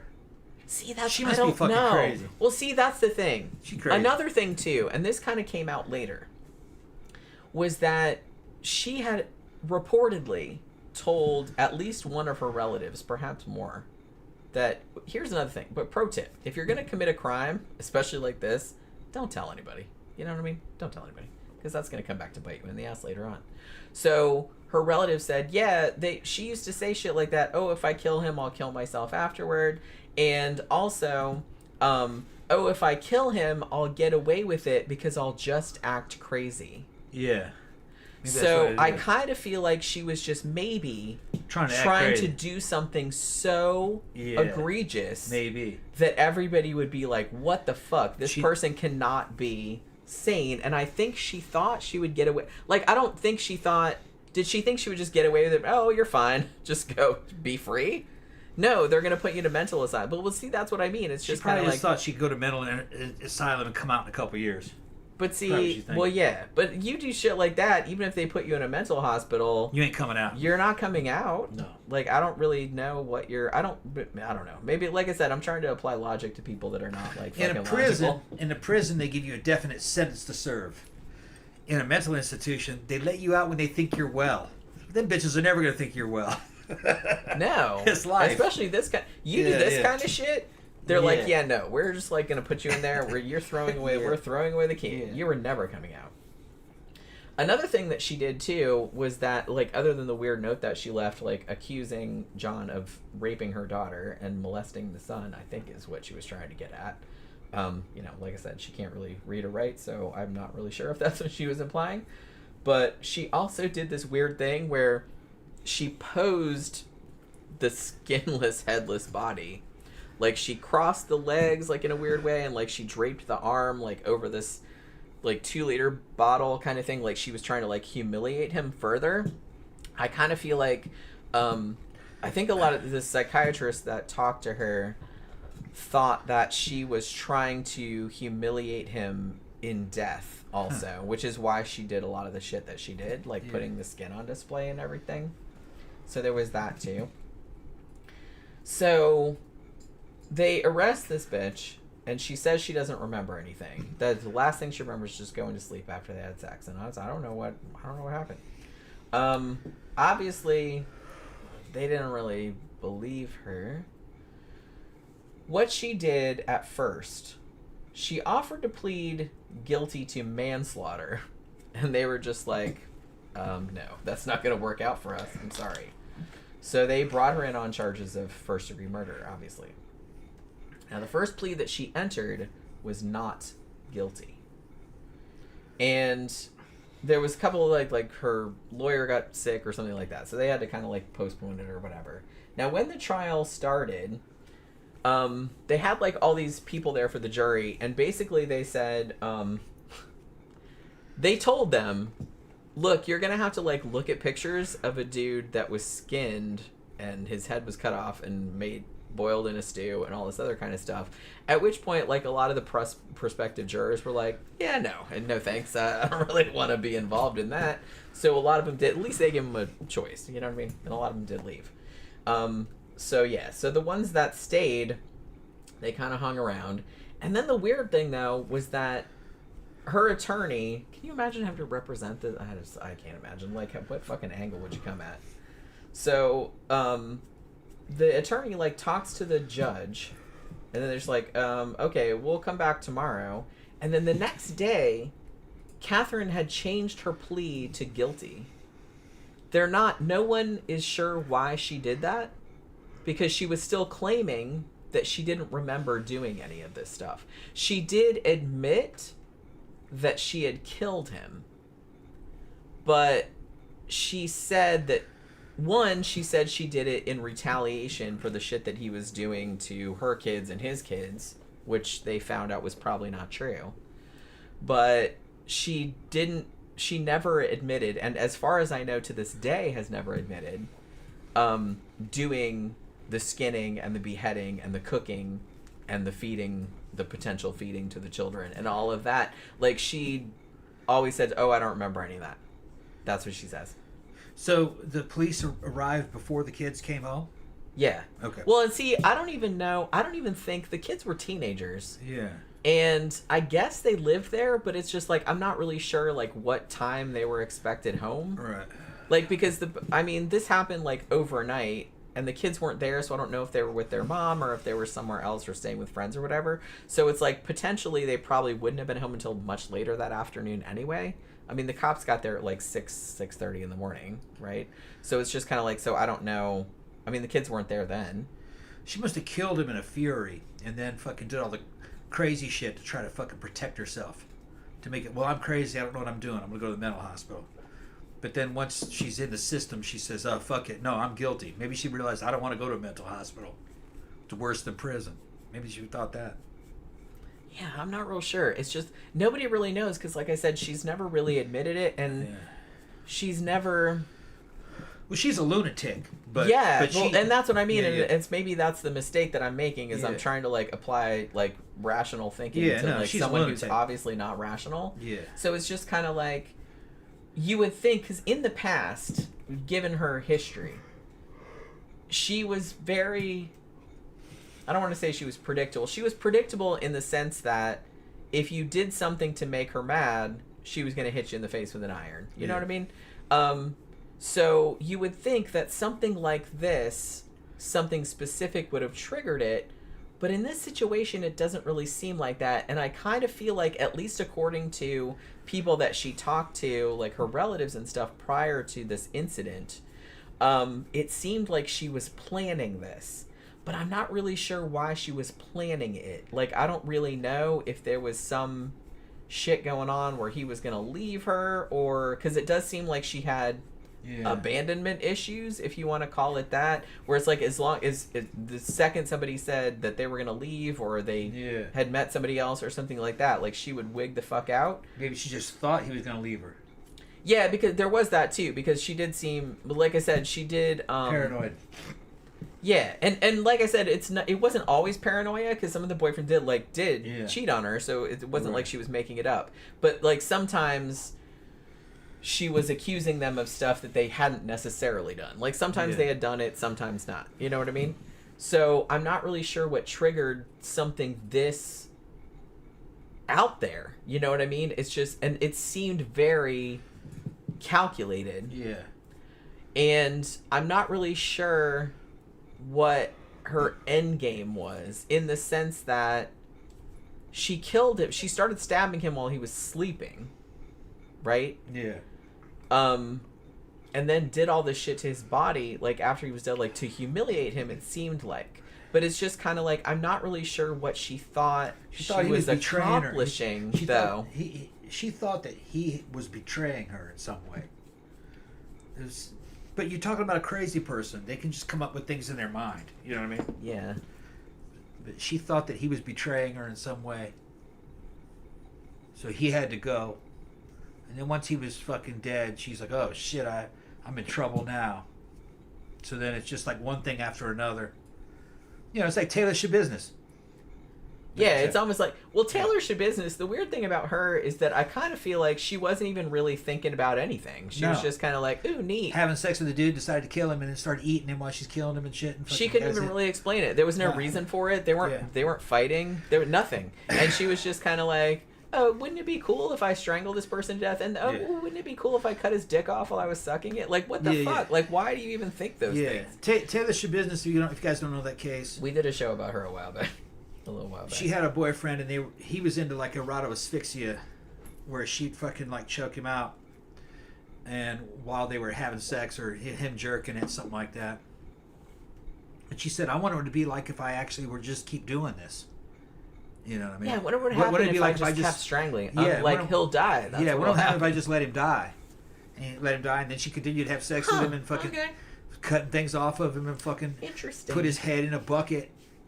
Just, you know, and then I saw her talking to the police, and during the arrest, and it just happened basically earlier that day.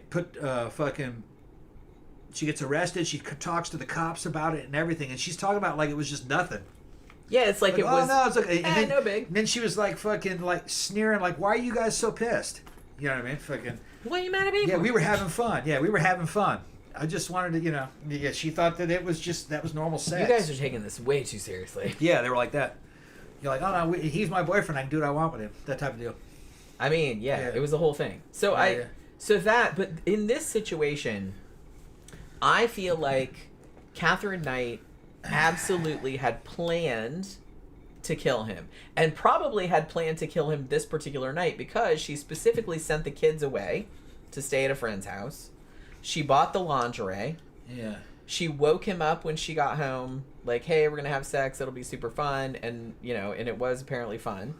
And then she just let him go back to sleep. She watched him go to the bathroom and everything like that. And then she just started fucking stabbing him. Yeah. So I kind of feel like she had planned it, but I don't really know why. Like, there didn't really seem to be... Because here's the thing. Like, even before, like, as crazy as she is, she always did seem to have triggers before. Like, the dude cheated on her or left her or something, or she thought he was, or he was acting suspicious or something like that. She always had some kind of trigger for acting. I'm not excusing it. I'm just saying she always had some kind of trigger for acting like that. But this one, they didn't have a fight or nothing. It could be that having sex with him and having a nice date and everything was what she wanted, and then to kill him was a way of keeping him fucking honest. In other words, like, you know, keeping him loyal to her. He can't cheat on her. Well, you can't cheat on her anymore. You can't leave her or anything. You don't have any skin or a head. Right, yeah. Right. Holy fucking shit. Yeah, you're not going anywhere with that. I mean, Jesus. But she'd been thinking about it for a while, honestly, because as far as I can remember, like, I think the relatives and stuff like that said she was talking about that, like, a couple weeks prior. Yeah. So... something that was going through her head for a while. Yeah, I think she was, like, thinking about it for a while, and I think that she had planned it for this evening specifically, and it's just kind of like, this was the first murder that they know of that she did, as far as I know. She probably figured he was going to leave her. Maybe that's what it was. Yeah. Like, she did seem, like, kind of paranoid. Like I said, some of the dudes did cheat on her, but she cheated on them, too. Right. You know what I mean? Everybody was cheating on everybody, because, like I said, these are kind of, like, seem like trashy people all around. But, so she wasn't entirely paranoid in the sense she was imagining things, but, bad shit had happened to her, so she was just always, like, jumping to the worst conclusion. So what happened after that? Basically, okay, so she decides she's going to plead guilty. So the jury didn't even have to go through all that, like, thankfully. So they had to do, like, a psychological evaluation. They're like, okay, well, does she understand, like, what that entails? And it's like, you know, she's guilty now, blah, blah, blah. Because what they were going to do prior to her deciding that she was going to plead guilty, which kind of surprised everybody, was that they were going to go with the whole amnesia, you know, dissociation defense. Like, she doesn't remember anything, which she still claims to this day, honestly. But she just went ahead and pleaded guilty. So they're like, okay, fair enough. She's like, I guess I killed him, but I don't remember doing all that stuff to his body, is basically what she says. Here's the thing. So when they did the sentencing, her lawyer said, well, can she not be in the courtroom when you guys talk about the skinning and the beheading and stuff, because it'll be upsetting for her? And the judge was like, fuck you. He didn't say that, but he was just like, No, she's gonna be in here. I'm sorry, but that's just how that goes. Weird. So so the doctors came, like the cops and everything were describing like what they found, and she's like fucking crying, and they had to sedate her and all this other kind of stuff. So it's like, I don't know, I kind of feel like she was faking, because sometimes like when she was in court. Remember how I said earlier that she'd said to some of her relatives, it's like, oh, I'm just going to act crazy and I'll get away with it. So sometimes when she was in court, she'd start doing stuff like rocking back and forth, or like yelling, or like waving her arms around, or something like that. Trying like, to act crazy. Trying to act crazy, yeah. So she was doing that kind of crap. And I think it was very, very calculated. Well, she's crazy, but she's not that crazy. She knew what she was doing. Well, and every psychiatrist that examined her said she's... I mean, obviously she's got problems, but she's sane. Like, she knew what she was doing was wrong, which is, even on Australia at that time period, that's still... You can't just plead insanity and get away with shit. Yeah. There's a very, very specific... You have to not have known what you were doing was wrong. Right. And if anything that you did... indicated that you knew, like you tried to cover it up somehow or something like that, like that's all an indication that you knew that it was bad and that you would get in trouble if you got caught. So it's like, so that is going to work against your insanity defense. If you're really insane, you'd be like, you wouldn't even give a shit because you wouldn't think what you did was bad. You know what I mean? And very, very few people get that. One of my mom's cousins fucking got that. I think I told the story before already on the show. One of my mom's cousins, that was by marriage, was in a mental hospital, but he was kind of like they give him days off where he could go home, Mm-hmm. And he was young. He was in his like late 20s.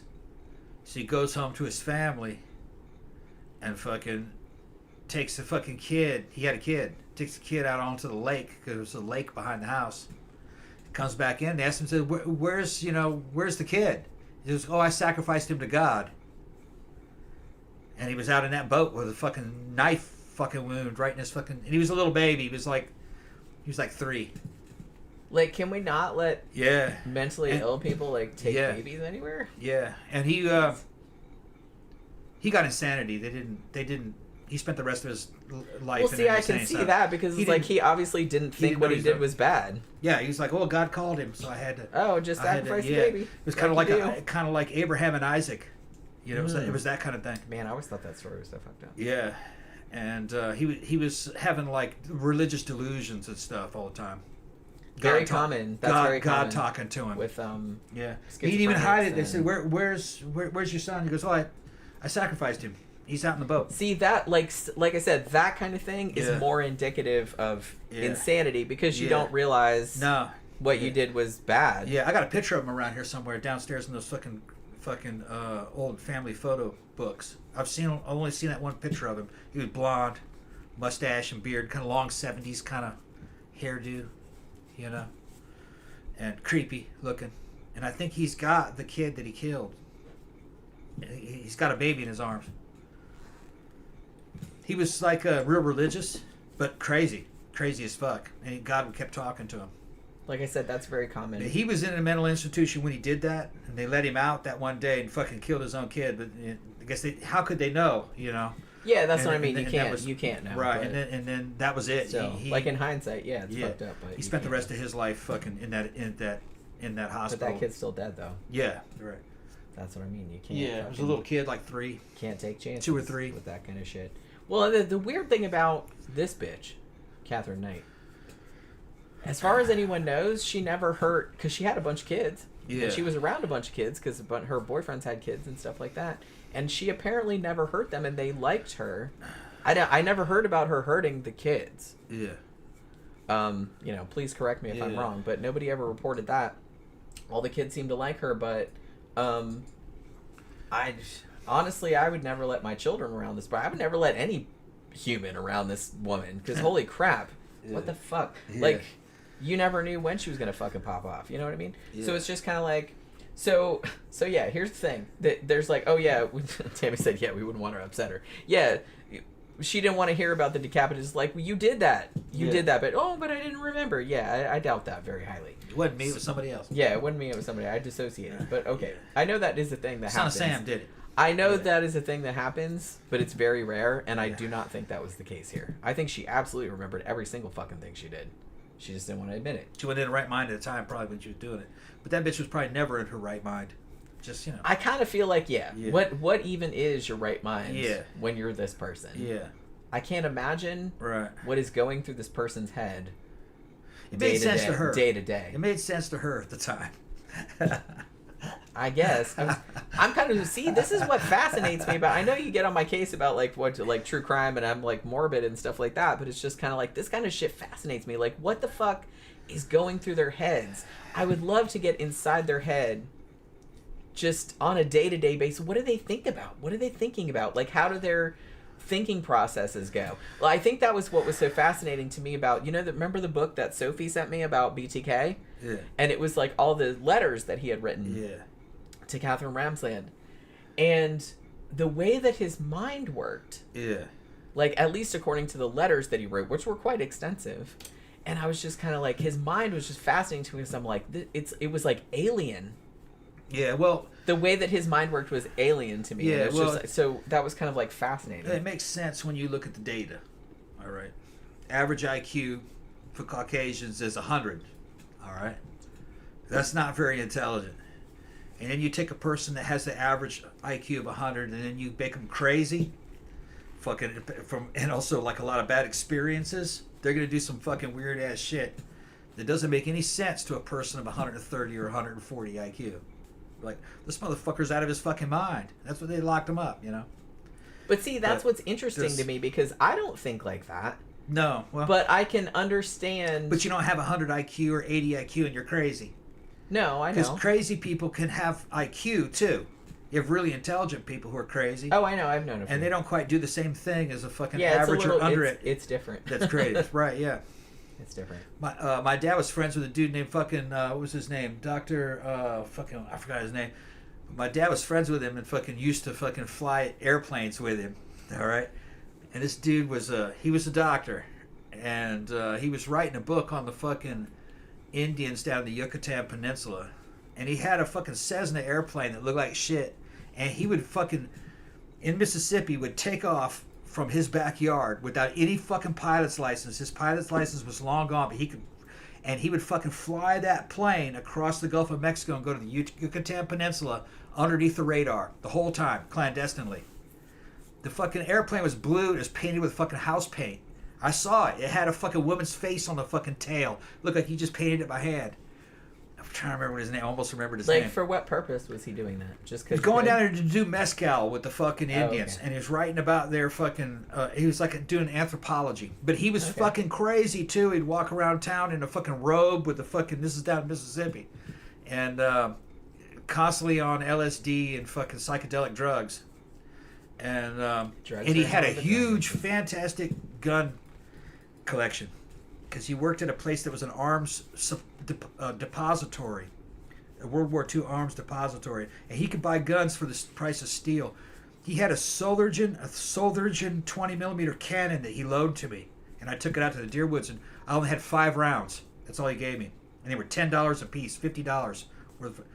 And I got to tell that fucking story. But I shot a 20mm anti-tank rifle. It was a World War I anti-tank rifle, or actually in between wars. Like 30s, and it was Swiss, and he had a bunch of fucking French guns, like I think it was like fucking French like 7.5 Lebel type fucking automatic rifles and shit.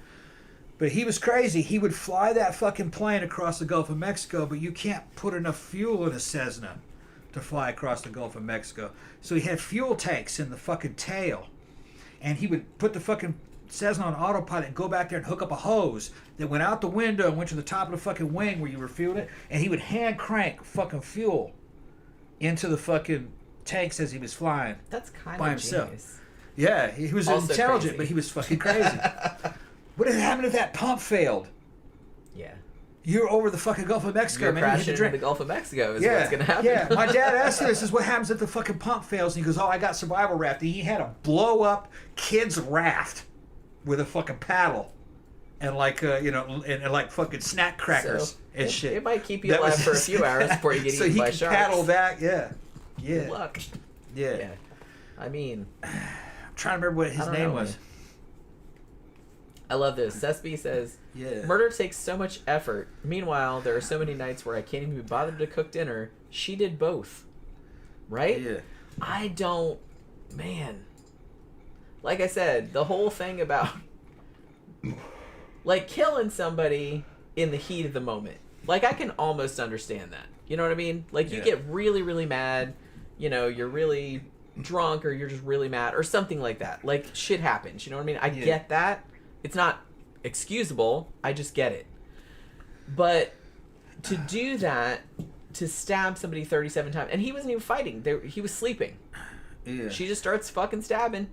And then to chase him through the house as he's bleeding out, dragging him back in and taking his skin off in one piece. Taking the whole skin off, hanging it up all nice, cutting his head off, like cutting all the vegetables, laying the plates out and everything like that. Who the fuck does that? That is crazy. Weird. That's crazy. That, like I said, that's like... The fact that a woman did this, it's like, it freaks me out, like, a lot. Because, like, if a dude had done it, it would still be shocking, but it wouldn't be as shocking. You know what I mean? Yeah. But yeah, this is not... But that's why I'm fascinated by this kind of shit. Because, like, what the fuck is going on in your head? What the fuck's going on in your head? Yeah. I have fucked up shit going on in my head, too, but nothing that fucked up, I guarantee it. I can't explain it. I guarantee it. I would never. Honestly, you could never... I don't think anybody could make me mad enough to do something like that to them. Yeah. I don't think. Yeah. She's crazy. So, That's the only way I can explain it. She's like I crazy. said, I think that's kind of what fascinates me about it. Yeah, Seth was talking about leaving the baby on the train tracks. Yeah, she did that, like, early on. Yeah. Like, yeah, someone, like, a homeless guy, like, saw her, like, a kind of a local fixture, like, homeless guy, like, saw the baby and, like, saved the baby. But, yeah. Phantom says, Australian and Russian women are a different breed of toughness. Yeah. I guess, but this is not toughness. This is just insanity. So, yeah, so... The fact that they were just kind of like, they were like, oh my god, she's too fragile, like, to hear the details of what she actually did. And the judge was like, yeah, no, she's got to sit here and hear it. And then they had to sedate her. She had, like, a fucking fit about it and played victim, as she usually did.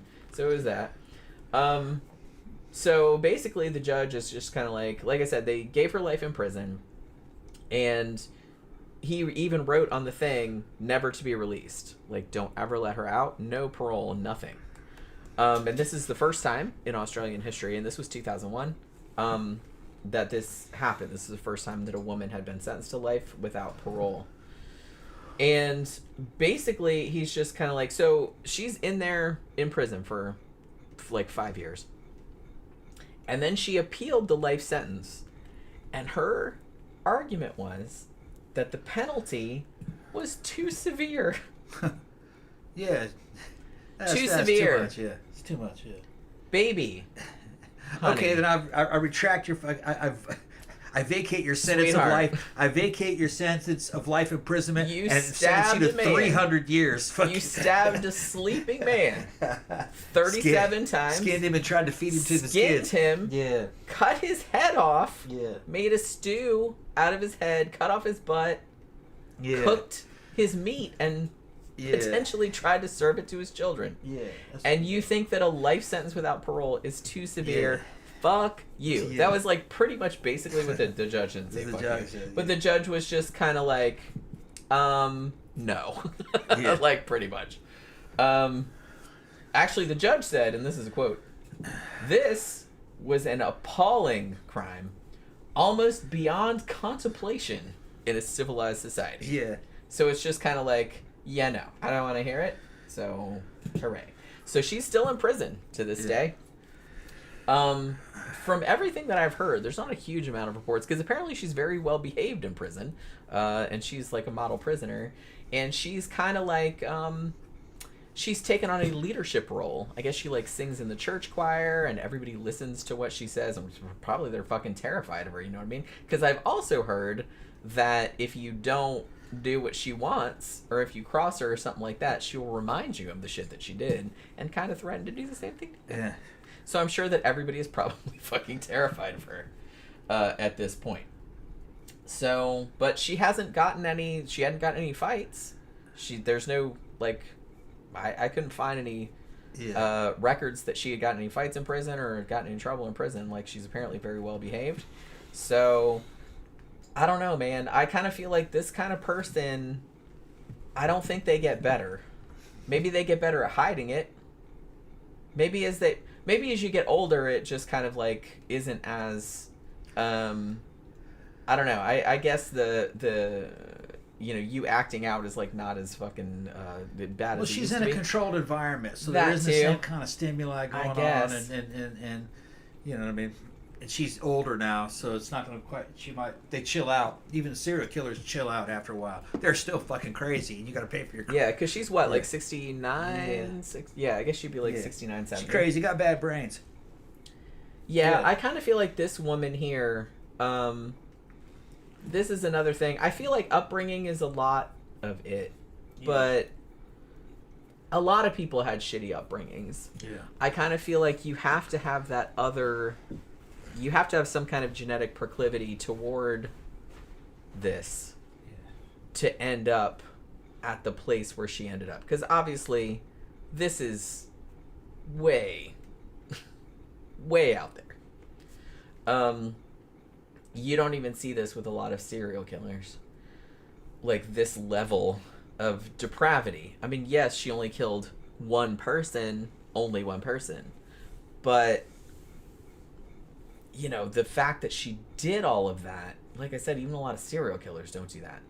So, there has to be something genetically wrong with you that maybe, perhaps, and like I said, and this is like a really interesting topic to me because I'm really interested in the whole nature-nurture thing. But it's just kind of like you having that proclivity, you're born with it.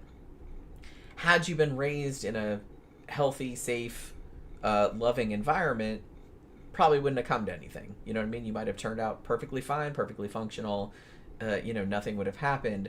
But you get this thing where you have that little bit of a proclivity toward that, and it's like you get in a situation where, you're with a mom who, fucked around on her husband and like left the husband, and there was this whole scandal about it, and then, the dad's alcoholic, and then you get sexually abused by your relatives and all this other kind of stuff, and it just kind of like makes it worse and worse. So I kind of feel like had she not been raised in that environment, she might have turned out okay. I don't know, maybe not, because there are some serial killers that had normal childhoods. Not a lot of them, honestly, but some that had just fairly normal childhoods and still ended up like really fucked up. So there is a genetic component, but obviously, like with every person, it's going to be like the percentage is going to be, different in every regard. But I do kind of feel like the upbringing is a real big part of it. But you have to already have that, because like I said, a lot of people have fucked up upbringings. A lot of people were abused as children, and they turned out fine. Like, they didn't end up like that. It's got to be a perfect storm of stuff. That's what I mean. It has to. So there has to be some other aspect to it. Okay, so you want to go ahead and shut it down? It's getting late. I reckon. All right. You hungry? Yeah. Okay, I figured you probably. Something to eat? Or... I am also kind of hungry. Okay. But yeah, so yeah, skin curtains, y'all. That's, if there's one thing you want to take away from this, was just that whole situation. Like I said, I hate to laugh. It's like, it's horrible what happened to this poor man, but it's just kind of like the way that I watched the Bailey Sarian show about it. I don't remember how long ago it came out, but the way that she talked about the cop coming in and like pulling the curtain apart, and then she's like, it wasn't a curtain, and then she like goes back in her chair. It's like, oh my god, I laughed fucking so hard, and I was just like, oh my god, I'm going to hell. If I believed in hell, which I don't, but it's just like I'm a terrible person. But it was just like funny the way she fucking talked about it, because you gotta laugh. It's just fucking horrifying. It's horrifying.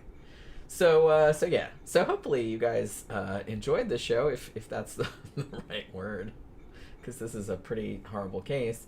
But yeah. So thank you everybody for hanging out with us this evening. We always appreciate you guys turning up and hanging out with us all the time. I don't know why you do, but I'm glad that you do. Thank you for your super chats. And hopefully you guys will join us again on Friday night for our sidetrack show, which will always be fun. Turn up, you never know what's going to happen. You know what I mean? When we get a few drinks in us. So yeah, hopefully you guys can come see us again on Friday. Thank you for dropping by. We will see you guys again on Friday night. Good night.